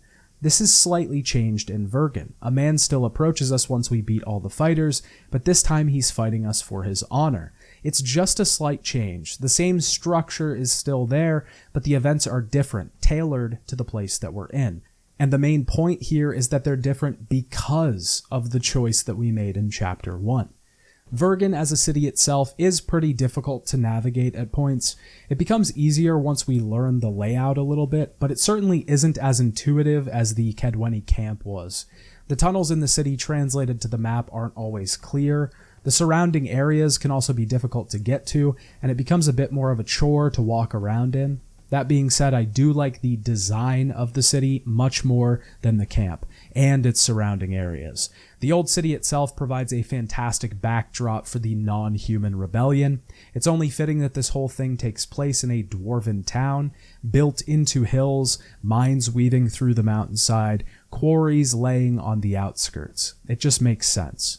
But now, let's take a focus on the main story of Chapter 2 for Yorvith's side, because while it hits the same main beats, the details are very different. When we arrive in Vergen, a council is convening to figure out how to best repel the Kedweni forces on the other side of the mist. Our job, of course, is the same as it was before, to get rid of the curse on the battlefield and allow the forces to travel to the other side. While this meeting happens, though, Saskia is poisoned. Our mission then becomes a little bit more complicated. We now need to seek out different ingredients to heal Saskia and ensure that she lives through this. This list of ingredients that we need are a Dwarven Immortelle, a Source of Power, a Rose of Remembrance, and some royal blood. We gain the Immortelle by heading into the mines with the local dwarves and defeating a Bulvor in its depths. This monster guards the rare dwarven plants that can be picked in the tunnels. We can find a magic crystal outside of Vergen near the catacombs that we find the Dun banner in. When we bring this back to Philippa, though, she tells us that it's not nearly powerful enough for what we need. There happen to be a special type of harpy in the quarry nearby that are stealing dreams. They're called Selenos. We can venture into their lair to find different dream crystals.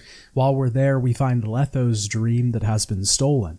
We can also find some extra ones, a dream from a man named Baltimore, an elite craftsman from Vergen who disappeared recently, Yorveth's dream of sitting by a fire and speaking Elvish, a dirty peasant dream, and even the dream of the dragon that attacked us at Lavalette Castle.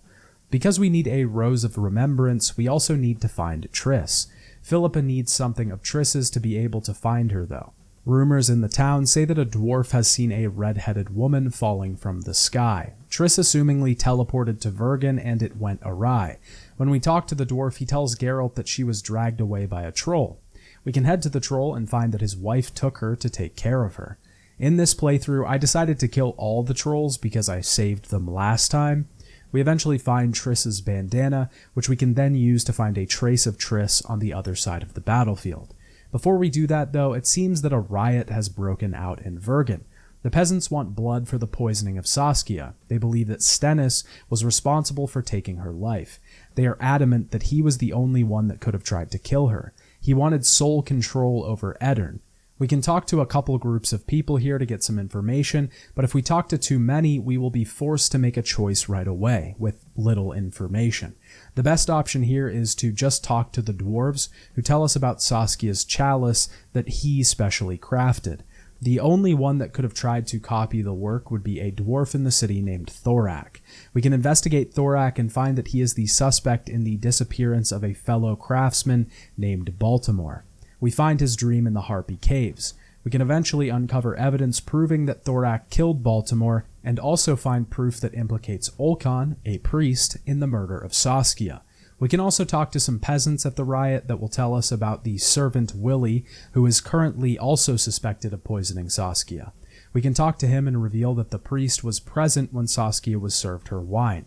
We can search his home and prove that he was the true culprit, but this isn't the entire story. With full knowledge of the outcome, it's actually true that Stennis was involved. He let the poisoning happen and had knowledge of it beforehand, or at least the game implies this. When we compile all of the evidence, we can head to Stennis and make a final verdict. We can either let the peasants kill Stennis, or we can back Stennis and get him out of this situation.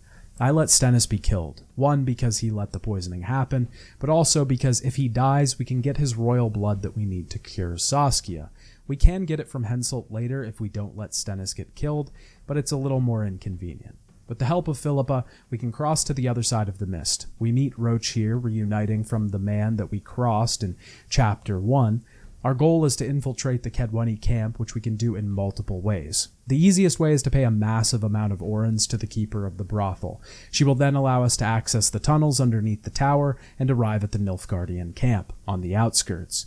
Here we are captured, and Shillard attempts to execute Geralt because he is working with the Scoia'tael. Before he does this, he shows Geralt that they have compressed Triss down into a small doll. Roach shows up to save us, and we can take out the sorcerer here. We get a small update on the Kingslayers and what the Blue Stripes have found out about them. They've taken Triss to Loch Moyne, but we can head back to Vergen with the help of Roach. When we arrive back in Vergen, it's revealed that Cynthia, Philippa's assistant, helped Nilfgaard compress Triss down. She's escaped, but she left behind the Rose of Remembrance that she took from the sorceresses. We can now finally cure Saskia through Philippa's spell. She is brought back, now at full health. We have to lift the curse on the battlefield, which is mostly the same as before. We go through the battle possessed by the spirits of the different soldiers that took part in it. When this is done, Geralt wakes back up in Vergen and the battle is about to begin. Henselt's forces are now making a move on Vergen. The soldiers are storming the gates, but Saskia's forces have a plan in mind. They are going to dump hot oil on the invading forces. We can head up the walls and activate this trap. We're then tasked with defending the walls of Vergen. This part is probably my least favorite, just because there's so many waves and it takes so long. It just drags on far too much. I really do like defending the city, and I think the sequence is much better than the other sides, but the defending against waves of enemies just gets a little old. Saskia then approaches Geralt and tells him that she sent scouts into the tunnels to see if Henselt's forces were invading. They haven't returned, so we need to head down there with Saskia to make sure they don't use the tunnel against us. While down there, we fight Deathmold and the battle turns against us. But then it's revealed that Saskia has been hiding something. She actually is the dragon, the same one that attacked us at Lavalette Castle. She was trying to protect Arya and Lavalette because she felt he would have been good for their movement. She asks us to keep this secret, and Geralt promises to let no one know. Back in the city, Saskia rallies her troops with an inspiring speech. We defend the walls once again, and Yorveth returns to save the battle. We then cut off Henselt's escape, and the king is surrounded. Henselt gives in and agrees to Saskia's terms of surrendering Upper Eddern to them, but Saskia has another demand, that they execute Deathmold for his crimes. This seems a little bit far, and Yorveth notes this after the battle. He thinks that Saskia is not like herself. As we follow her and Philippa, the two disappear. We can search Philippa's home to reveal that she is controlling Saskia. When she cured her poison, she completed a spell that linked her magically to the woman. Philippa has now taken Saskia to Loch Moyne, and we have to head there to start Chapter 3. Chapter 3 from this side really isn't that different. The choice that we made certainly does cascade a bit into the ending, but this chapter focuses on Triss and her capture rather than Anai, Foltest's daughter. We can find Philippa in the dungeons when we are captured upon entering the city. She has her eyes gouged out for her crimes by Radovid. We can escape from capture and decide to go after Triss or not. I went after her again in this playthrough only because this made more sense thematically. This chapter puts a focus on her, so it really only made sense for the story. We can once again head to the summit and Sheila is backed into a corner. She then summons her dragon again that we now know is Saskia. This time I saved Sheila and killed the dragon after the battle. Philippa then escapes after the battle. We're reunited with Triss, and Yorveth is captured. We confront Letho, and this time I decided to kill him. All of these choices led to a wildly different endgame state at the end of this tale. The game is greatly changed, as you can see, by siding with Yorveth. It's a wildly different experience, and we see a totally different side of the conflict and story. Because of that, we also see a massively different outcome. Overall, I think Yorveth's side is honestly the better one in terms of design and story, especially exploring the Harpy Caves and exploring the dreams of the people around us. It's a really good concept and works really well for the world of The Witcher. Also, trying to cure Saskia is a really interesting quest. It feels like we have to assemble these 4 rare magical pieces to bring her back. It feels like a fairy tale, which is what a lot of this story has gone for all along. Also, the reveal that Saskia is a dragon is wild and ties the story together a lot more. It's a massive piece of information that we really just don't get on the other side of things. In my opinion, it's the better half of the story overall, but it has its own issues concerning the state of the world, and thinking about the consequences that it will have on the next game in the series. The Witcher 2 is a fantastic game in some ways. Obviously, I've mentioned this a lot, but the choices that the game forces you to make and the consequences of those choices are very well done. But honestly, it's hard to talk about The Witcher 2 without putting such a spotlight on this aspect of the game.